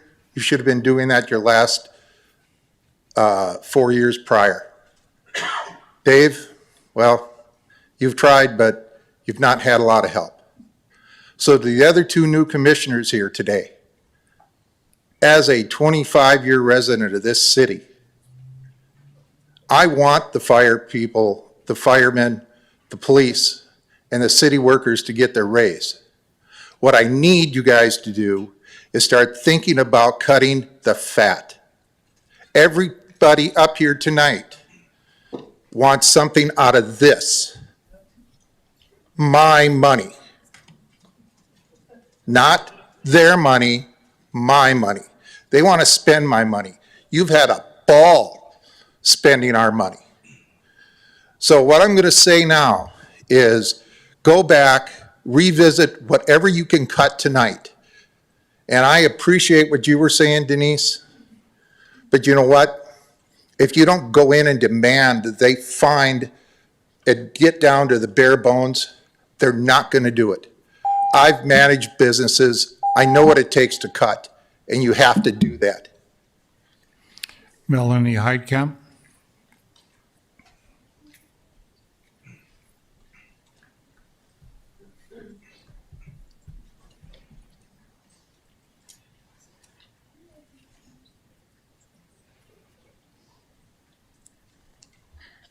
Good evening, Commissioners. My name is Melanie Heidkamp. I'm the Executive Director of YouthWorks. And I'm here tonight to talk about the proposed cut to the YouthWorks Emergency Shelter for Youth. We have served the Fargo community at YouthWorks for over 10 years in providing a 24/7 emergency shelter. The primary goal of that emergency shelter is to get law enforcement officers back on the street, to bring youth to us that they cannot take home for whatever reason, and to get the officer back on the street. Running a shelter like this requires 24/7 staff, and it requires professional staff, because as we all know, we are dealing with mental health crises, suicide threats, and family conflict. A shelter like this is not cheap. It costs $425,000 for us to run a 24/7 shelter with professional staff. Of that $425,000, YouthWorks raises ourselves through federal grants and donations and foundations, $218,000 of that. Fargo's share, the city of Fargo's share, is $41,200, of which, of all the placements that we've had in 2023 and up to date in '24, over 50% of those placements come from the Fargo Police Department. The officers are grateful to be able to get back onto the street and to let us do our jobs that we know best in trying to address what is happening with the youth, what's happening with their families, and hopefully to prevent a kick-out, push-out kid at 18, because we also serve homeless. So I urge you to consider, and I realize that it's probably my responsibility to have come before this to explain what service we provide for you. So I will do better at that, but I think it's important for you to know what we provide. Thank you. Kimberly Campanian.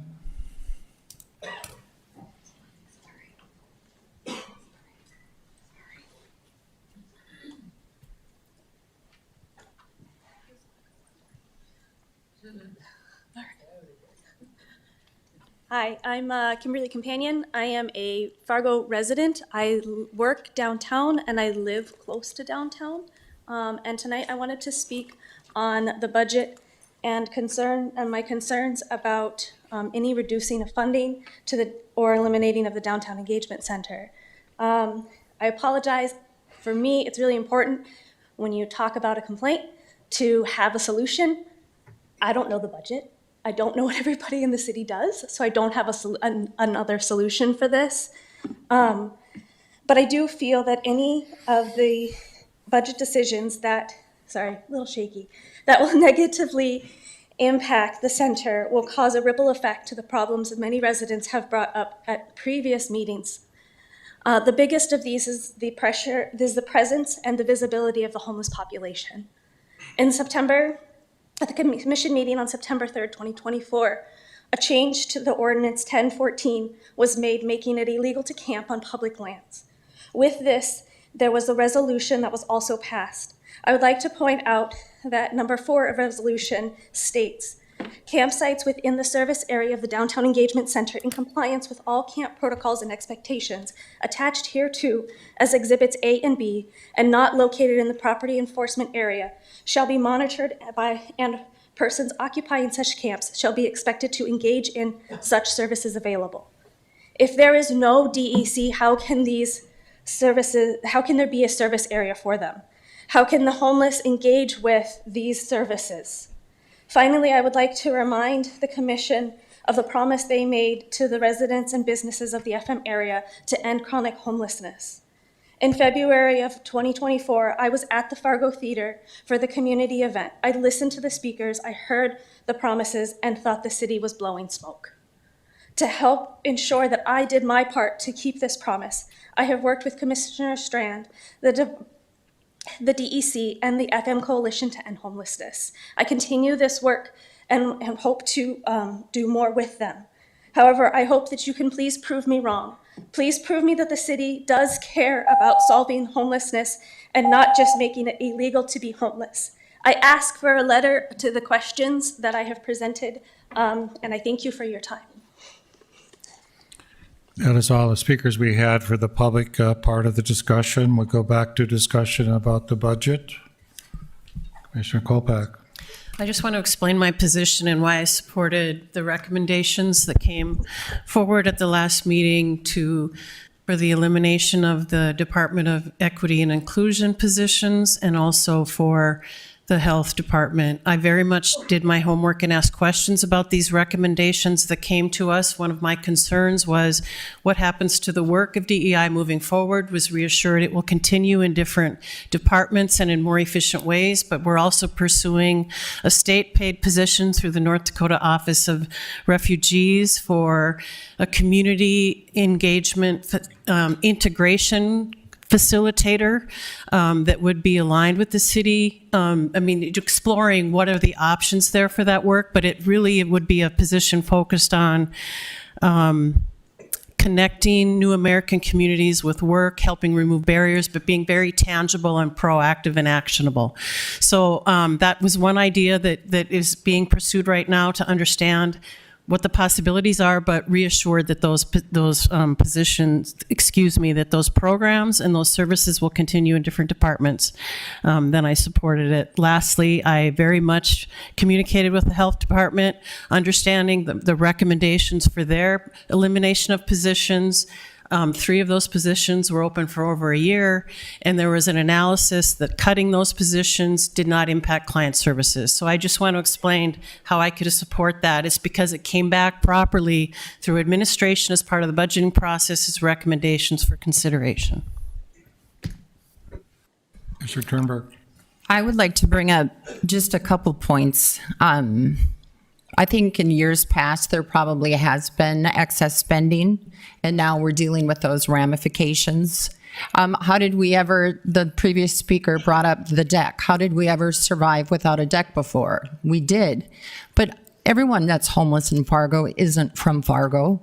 This shouldn't be Fargo's full responsibility. We should be getting money from the state.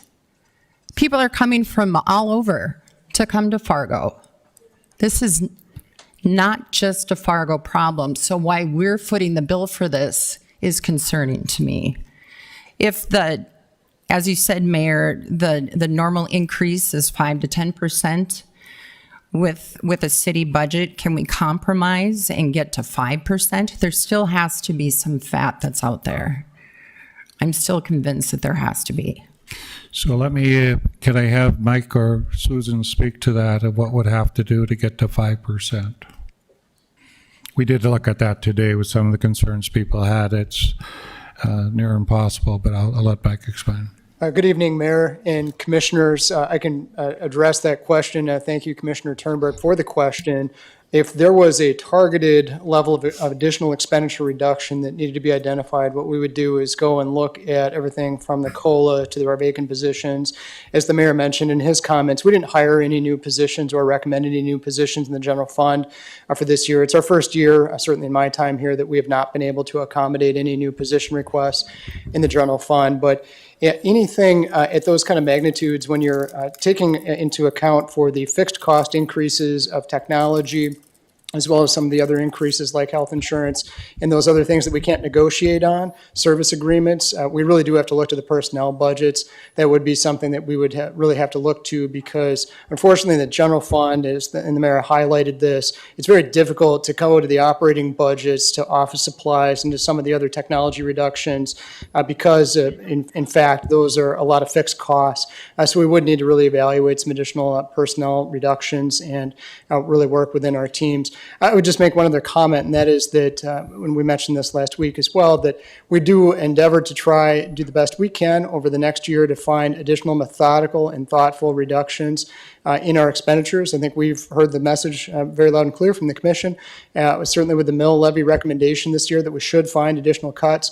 If you look at next year in 26 and in 27, we know that there's growth in the value of those mills, but that will not keep pace with the other expenses that we will have, whether it be health insurance, as well as the cost of our labor. We know that we're going to have to find likely some additional reductions, and that we want to do in a methodical way, in a thoughtful way that really respects the employees as well as our departments, so that we really listen to their best thinking about how to proceed with that. So appreciate the question, and just know that the discussion doesn't end tonight. The discussion will continue for the 2026 budget.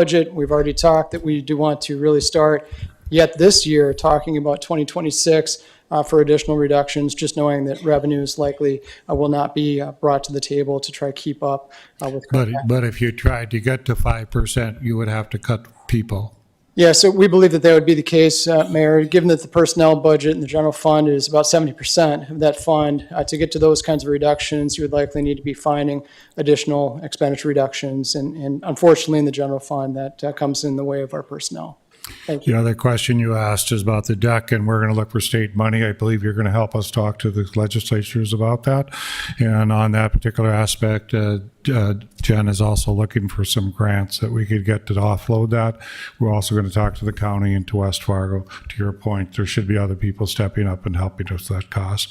Commissioner Pepcorn. Yep, Mr. Chair, I have a question for Mike. So Mike, the former health department, it's about $2 million, the value of that. Can you talk a little bit about the potential of that? And obviously, if the Downtown Engagement Center is closed or moved, that's also $2 million.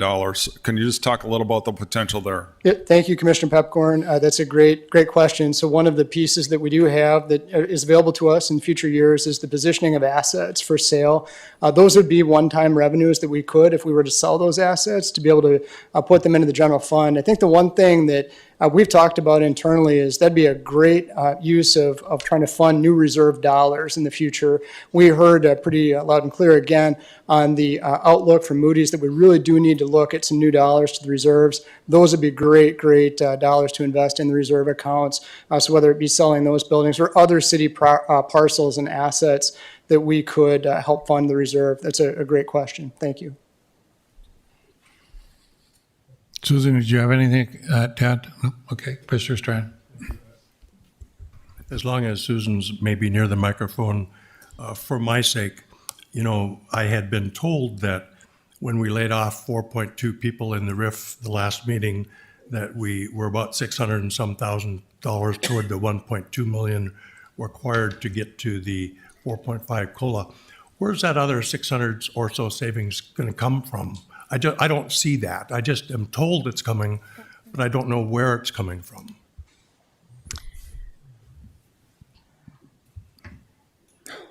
We'll go through that with you. It's a combination of things.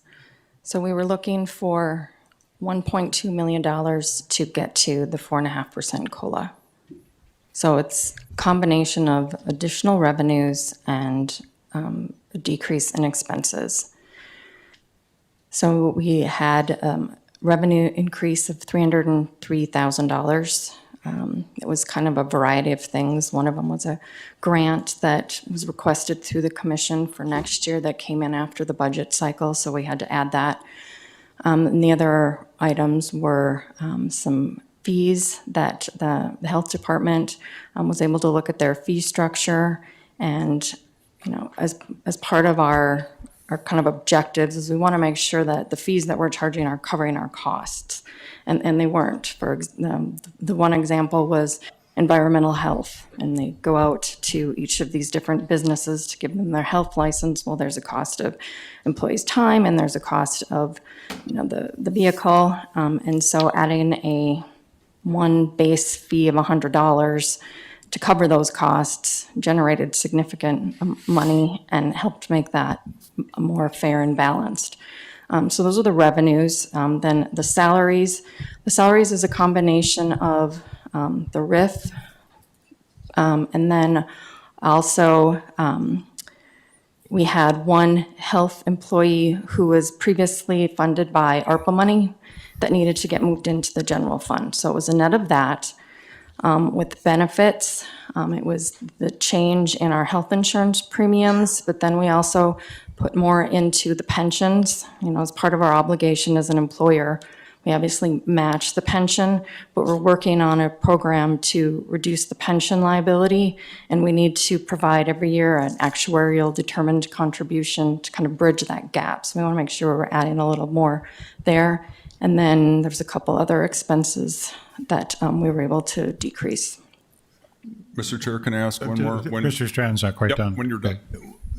So as I see this, and thank you. And by the way, you're doing a great job. All of our people are. As I see this, the bulk of the costs are either DEI or public health. And even the revenues that we're looking to get to a degree, our public health. And we have a new public health chair, department head, and who's really worked hard. And thank you, Jen, for delivering like you have for this goal of the budget. I just don't know where else it is in the budget. In public health and DEI, that's the bulk of it. Those are the cuts that were made, but what you don't see is what wasn't funded Okay. at the beginning. I mean, we get requests. I mean, this year we were pretty direct and said, this isn't your Christmas list, you know, be strategic about what you're asking for. But we still said no, no, no, no, no, and cut down as much as we could. And then I dig through and find budgets that get carried forward that have never been used, and we eliminated that. So, you know, we followed our process and did those things. Now, is there more that we can look at? Yes, but it really needs to be strategic, and that's why we're saying we absolutely are going to be looking at this. You know, once this budget's passed, we're starting on 26s. Fourth quarter and first quarter, we're going to start meeting with our departments and talking through efficiencies. But it needs to be strategic so that we don't endanger any of the services that we're providing.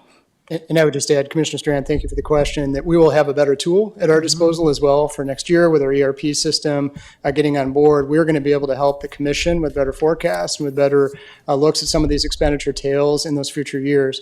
It was noted earlier, too, that some of these expenses and some of the decisions made some years ago, they continue to compound and they continue to grow. And so to be able to be thoughtful and to be comprehensive about all those, I think we're all looking forward to new tools to help us better manage that bottom line as well. I think it's going to be more informative for the commission and future commissions, too, well down the road, so that we make the best decisions possible, the most economical way possible. And I think, Commissioner Strand, you forward some ideas that we have to look fully at, boards, commissions, doing different things. I think you've stirred up a hornet's nest here, but I mean, just look at what are we going to fund and where are we going to fund that? I think that's all, that we will have those discussions as we go forward to the next budget. Commissioner Pipcorn. So, Mr. Chair, I have a question for Susan. So what did Moody's downgrade? Because you showed us a list of the things that were downgraded, correct? Was not a downgrade. They look at our rating, and our rating stayed the same. Our issuer rating, meaning the city, it's AA2. So what we were bonding for was appropriation debt.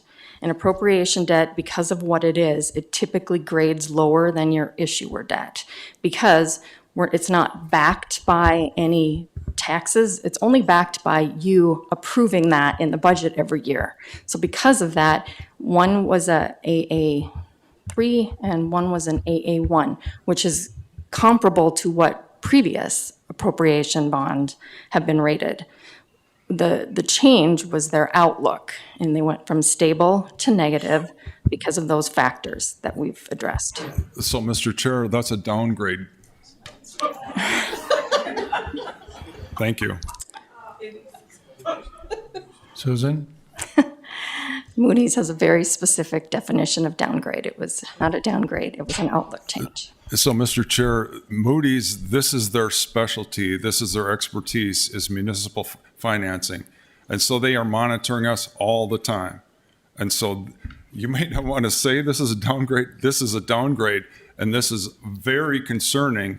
And the taxpayers of Fargo should be paying very close attention to this. Thank you, Mr. Chair. So when you buy gas, it's 91, 89, 87. When we talk about Moody's, it's an AA2. That did not change. If you're buying gas at 91, it's 91, 91. This Moody's report is we are at AA2. It is not a downgrade. It is negative outlook. Commissioner Pipcorn, perhaps you try to understand that, but later we can go through this.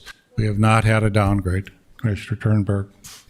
Susan, just a question for you. So people have asked me or been concerned about the cuts to public health, but truly, even though that was 2.5 correct positions, really only one person was cut because they were open? Correct.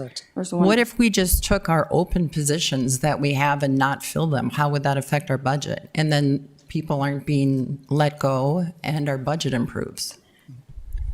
I can take that question. Thank you, Commissioner Turnberg. In any given week out of the year, we have a variety of position vacancies, some in the general fund, some not in the general fund. A good example of that right now would be in the fire department, where we have a couple of vacancies. You have known retirements, you have other people coming and going, where we want to fill those positions. But I will say that one of the things that we'll be talking about with our department heads, to give you that thoughtful and methodical view of the entire organization, is there are some position vacancies, and I can think of a couple of departments in particular where we've had vacancies that have been there for some time. We don't want to hamstring a department that thinks they might want to reorg or they might want to go in a different direction, but we are asking those critical questions, because if we have I'll call it a stale vacant position, and stale meaning that it's been vacant for several months with not a great prospect of it filling anytime in the near future, those are dollars that we'd like to, pull back and then be able to put to the bottom line. If we are able to do that this winter, we would like to come back and provide a more thoughtful report on that, and then talk about the future as well. We're very thankful that our public safety staffing are at some of the highest levels that they've been in the last several years. And so we were very grateful to see that, especially in the police department. So, but just know that does get looked at with great pattern and great regularity. Mr. Strand. Thank you, Mayor. As I had recommended a consideration for amendments to our budget, I had two general categories in my head. One of them is, how do we get to the level where we support our workforce to the COLA that would help us retain them? That's one of the areas. The second area was, and separate, was, do we trade what I used to call low-hanging fruit or soft funds? Do we make shifts and trades in these categories to warrant what I think was, and I thought was, a priority for enhanced public safety and more law enforcement, especially downtown? Now, what I'm getting the sense of, and thank you, people, for showing up and speaking up, I don't sense that there's an appetite to cut these soft funds and low-hanging fruit to make that trade. There's a trade-off. In my mind, that would have been a way to get more police officers downtown. But it's not the only way to get police officers downtown. And it's important that we honor the desire of the people, that they stand up and speak up. So I'm going to abandon my general proposal to take those soft funds and translate it into law enforcement downtown. I'm still, however, going to advance a motion. One of them that was we continue with 3 additional RIFs, and that we eliminate the Office of Strategic Planning and Research. Those are my ways to, in my mind, get to the 4.5% COLA, a totally separate discussion. And I'm only putting this out there for us to have a discussion and to make it a decision of ours. Okay? I don't know, maybe you could or couldn't. I think we could come up with 3 RIFs without us telling you where they're going to be by the next year. And this Office of Strategic Planning, that's a philosophical one. Do we support economic development? Do we support developers? Do we have an office dedicated to service them? That's a philosophical decision of our commission, and that's a new position that didn't exist prior to 2018. So, Mr. Chair, is this another motion? Don't we have a motion on the table? Yeah, this is an amendment. I move to amend our budget proposal to add 3 RIFs and to remove that office. That's another motion. Is there a second? Is there a second? It dies for lack of a second, John. Okay, that's fine. I think you all have good ideas. I think, Commissioner Turnberg, if we try to get it to 5%, we'll work on that. But I think 26 is the time to do that. We got a week to get our budget in. And right now, if we did 5%, I have to cut 10 to 20 people, and we don't want to do that. You also want your firefighters and policemen to get a 4.5 COLA. Our employees need to get that. I think we've accomplished that. I think you and all the other commissioners did not want to increase the mill. You don't have that. So I think we've accomplished those things. Commissioner Strand, you've come up with a variety of ideas. I think we have to explore that next year and have to look at. But can we strategically look at that and ask that question? And just like your question tonight, do you want to get rid of this person or not this person, this office? Let's have strategic discussions as a commission about that. It's a good time to question the core purpose of the city of Fargo. What is our core mission and how do we serve our people? I still feel the balanced budget is good. It's got a COLA that you wanted, John, of 4.5%. It has no mill increase. I think it's a sound budget, and I think the public, that's what they want. But Commissioner Strand? Mayor, I have not heard a motion to do anything else. I have not heard a motion, formal motion about deck. I've not heard any motions. So we're alluding to this, we're saying this, but I don't know where this action's coming from or is, or if it's even gonna come, as far as a recommendation. Nobody has moved that we eliminate those budgets that I know of. I'm just saying, if it isn't on the table, it's not on the table. Correct.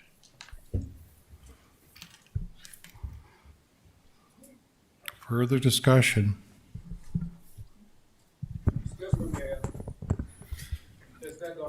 There's no open discussion right now. It's a commission discussion right now. Any other comments? Commissioner Strand? Mayor and Susan and Michael, one more time, help me know that we're balanced going forward with where we're at, knowing that we're all not satisfied. But are we balanced at this point in time, and can we deliver that COLA that is aspired to, the 4.5% COLA, without going negative? Mayor and Commissioners and Commissioner Strand, our budget is balanced as proposed at a 4.5% COLA. And as we had committed to you earlier in the meeting, we will be working diligently and almost immediately yet this year on additional reductions and opportunities in the 2026 budget.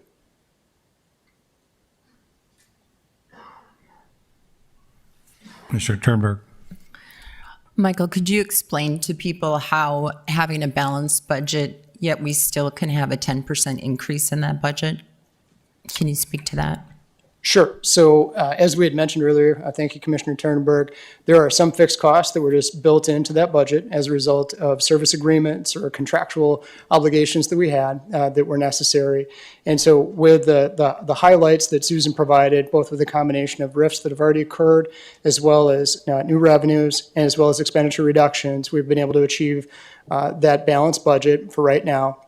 But as I mentioned earlier, we also know that those cost pressures will continue into the next year. The other strategic conversation that the commission started with this year, all the way back in, I believe, February or March, was your compensation philosophy and your compensation paradigm going forward. We didn't implement any of that work this year. We would like to revisit that. Workforce has been mentioned pretty consistently, that we need to be thinking about the workforce and the future of Fargo and the future of how work gets done in Fargo. And that will be a topic that also we want to talk about in 2026. Was that good enough? You want Susan to get in there too? Susan, you want to get in there too? Well, basically what a balanced budget means is that our revenues are the same as our expenses. So in having the additional expenses with the transit, which was kind of a unexpected situation to deal with this year in the budget, and then the primarily the cost of living adjustment. We looked at how we could offset that. So we had some expense reductions and some additional revenues. So basically we kept it balanced. You know, part of the reserve fund, which we haven't talked about much of this meeting, is sometimes you have to dip into your reserve fund. So you'd rather have quote a balanced budget without jumping into your reserve fund. That also would have implications to our bond ratings. So the ability for us to come with a balanced budget without dipping into it is very, very important. And also the offset that in the future we think we can build the reserve fund. Both of those are critical of next year's budget. Commissioner Strand. Thank you, Mayor. Is Jill Manette in here? Jill's She's out today. Commissioner Kolpak mentioned this, and we've all been addressing this, and we're seeing it as an ongoing issue. Can somebody just encapsulate where we are relative to the workforce, relative to our peers, to Grand Forks, to West Fargo, to Moorhead? This notion that I believe we're behind. I learned this when the airport was set up their own PEC a few years ago. We were behind, and they couldn't get their salaries to ours because they would have been behind. So we've been behind for a while. How true is that? How compelling is that? And how important is that we get our workforce up to the point where they're not job hunting all the time? Thank you, Mayor and Commissioners. Commissioner Strand, Beth Wigman, our Assistant HR Director, is here this evening. The high-level overview of that is that we are behind market. If you look at some of our job classes and positions, we're farther behind in some areas compared to others. But the 4.5% COLA would help us make some good forward progress, towards that goal. And so perhaps Beth can give just a 30-second overview to indirectly in response to your question. Thank you. Good evening, Commissioners. Earlier this year, we completed a compensation study through consultants MRA. And through that study, we learned that the city of Fargo, on average, is about 3.5% as of the beginning of 2024 behind our peer cities or our regional cities that they compared us to. And that, of course, doesn't take into account inflation for 2024 and COLAs that might be awarded among those regional cities for 2025. Mr. Strand. Mayor, I'm going to share with the public where I'm at right now. And it's my last term. When I ran the last time, one of the media described me as outspoken. I didn't quite know what outspoken meant. I know what well-spoken means. Outspoken means you'll stick your foot in your mouth, and you'll say what you need to say, and you'll put it out there if you believe that's what needs to be done. I believe this conversation needed to happen. And we needed to coalesce as a community and as a board where we're at. So yeah, I'm outspoken and I put some topics out there that are hornet's nest stirrers, but I think we're landing in the right place, I believe, with the people and all of us hopefully on the same place. There's hard conversations that have to happen, and we don't do it enough. And we need to honor and respect each other as we do it. But I'm shifting. I didn't know. I'm shifting because I'm going to honor the people. I'm going to honor our workforce. I still hope we can get some more law enforcement. We'll work on that, Chief. It'll be a high priority. Technology will help us get there. But at this moment in time, for the sake of healing, for the sake of a way forward, for the sake of us coming up with a consensus, I will be supporting the mayor's budget. Even though I'm not 100% there, I will support where we're at. Thank you, John. I think with that, we'll have a roll call vote.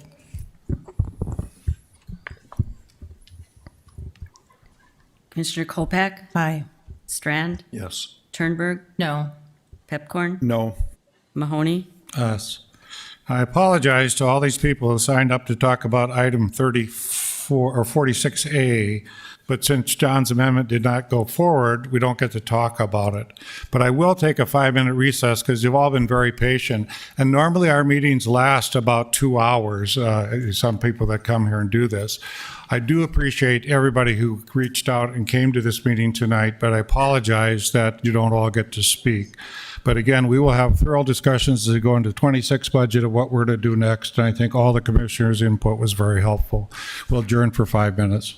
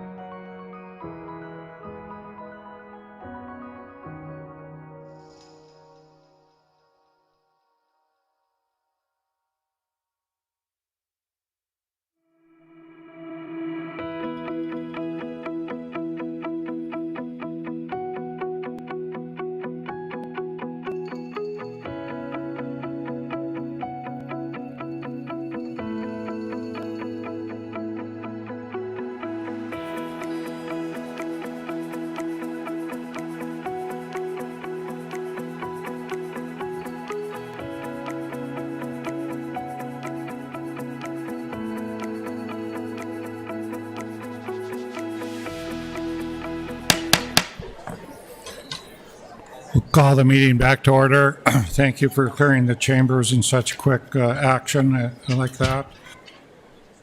And thanks for the input from people. Liaison assignment updates. Commissioner Strand, we heard a lot from you tonight. Do you have something to tell us? Nothing more, Mayor. Thank you. Commissioner Kolpak? I have one slide. Some of this you've shared already in your opening remarks, Mayor, but one slide from the fire department and then one comment after this. So the final work continues on station number 8 in South Fargo. It'll be finished this week. And there's a ribbon cutting set for October 23rd. And firefighters will begin operating the station on October 28th. Fire station number 5, as was reported in the news over the past week, has been closed. We knew this was going to happen. It was coming at some point. One of the walls has started to cave in the back. This is the one over by Gateway, over by the mall and behind kind of the Holiday Inn there. And so they've begun work to reconstruct and renovate the station. And then the rest of the other stations will cover here to make sure that the citizens of Fargo still have the coverage that they need. And 11 fire recruits are in their last month, so there'll be a graduation coming up. And lastly, you've covered this, it's Fire Prevention Month, so check your smoke alarms. And then lastly, you did not share this, the department personnel will be in schools presenting fire safety messages, and crews will be hosting station tours throughout the month. The other thing I want to share is that the mayor and I spent a big part of Saturday at the Heritage of India celebration at the Yumkamp Center. It was very well attended and an incredible example of the diversity in our communities and the increased richness that many communities bring to our area, and it was really well done. So thank you for that invitation. There's John, to your point on police, we have 9 new candidates that will graduate on Monday. So we are continuing to graduate academy graduates. And we may indeed have another school in January because we're starting to have some people resign and fill that up. So we anticipate having another academy. And we might forward hire, in a sense, try to hire ahead to get people who are going to retire to move ahead of that. So we fully hope to get that done. And the police chief is going to visit with downtown safety and talk about some of the items you did talk to me about on the downtown and what they'd like in police presence. So we will work on that. Commissioner Turnberg. No update. How about the library? It's got like millions of people there. Oh, we do have, yes, it does have millions of people, and we do have an open house coming up. I believe it's Friday. And did I hear one night you're going to teach yoga over there or no? You did not hear that. Oh, okay. Mr. Pipgard. No update. Okay, so we're asked to let resident comments. We have one in person, Asher Lorenzen. And I only have 2 speakers tonight, so Asher, you're second to last.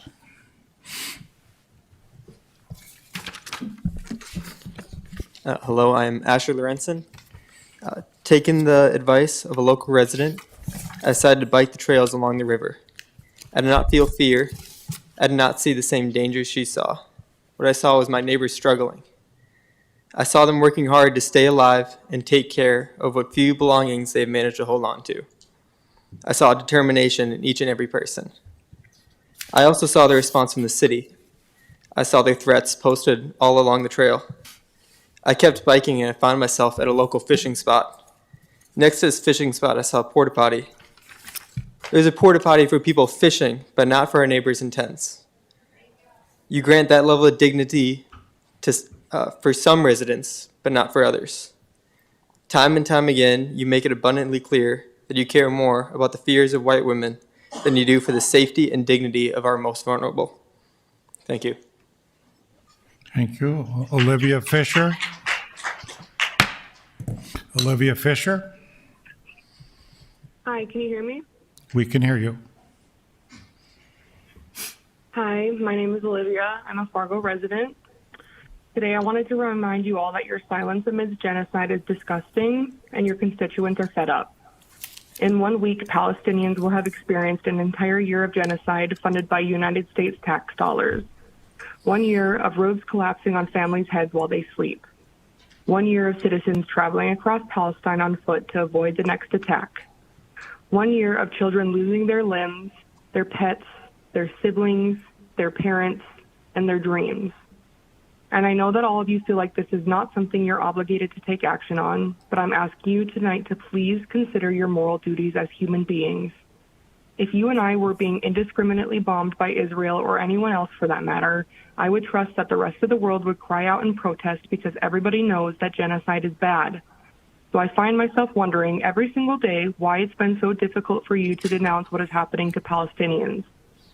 I remember being horrified that the bombing didn't stop after 1 day. Then it lasted for a week, then 6 months, and here we are now, watching the colonization propel. And that's not even counting the decades that this occupation has lasted.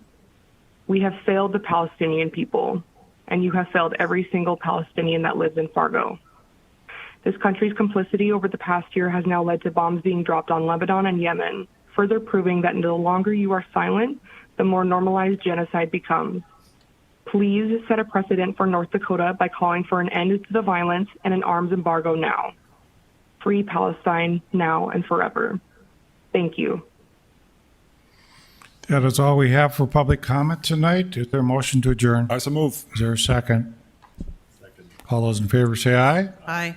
Thank you.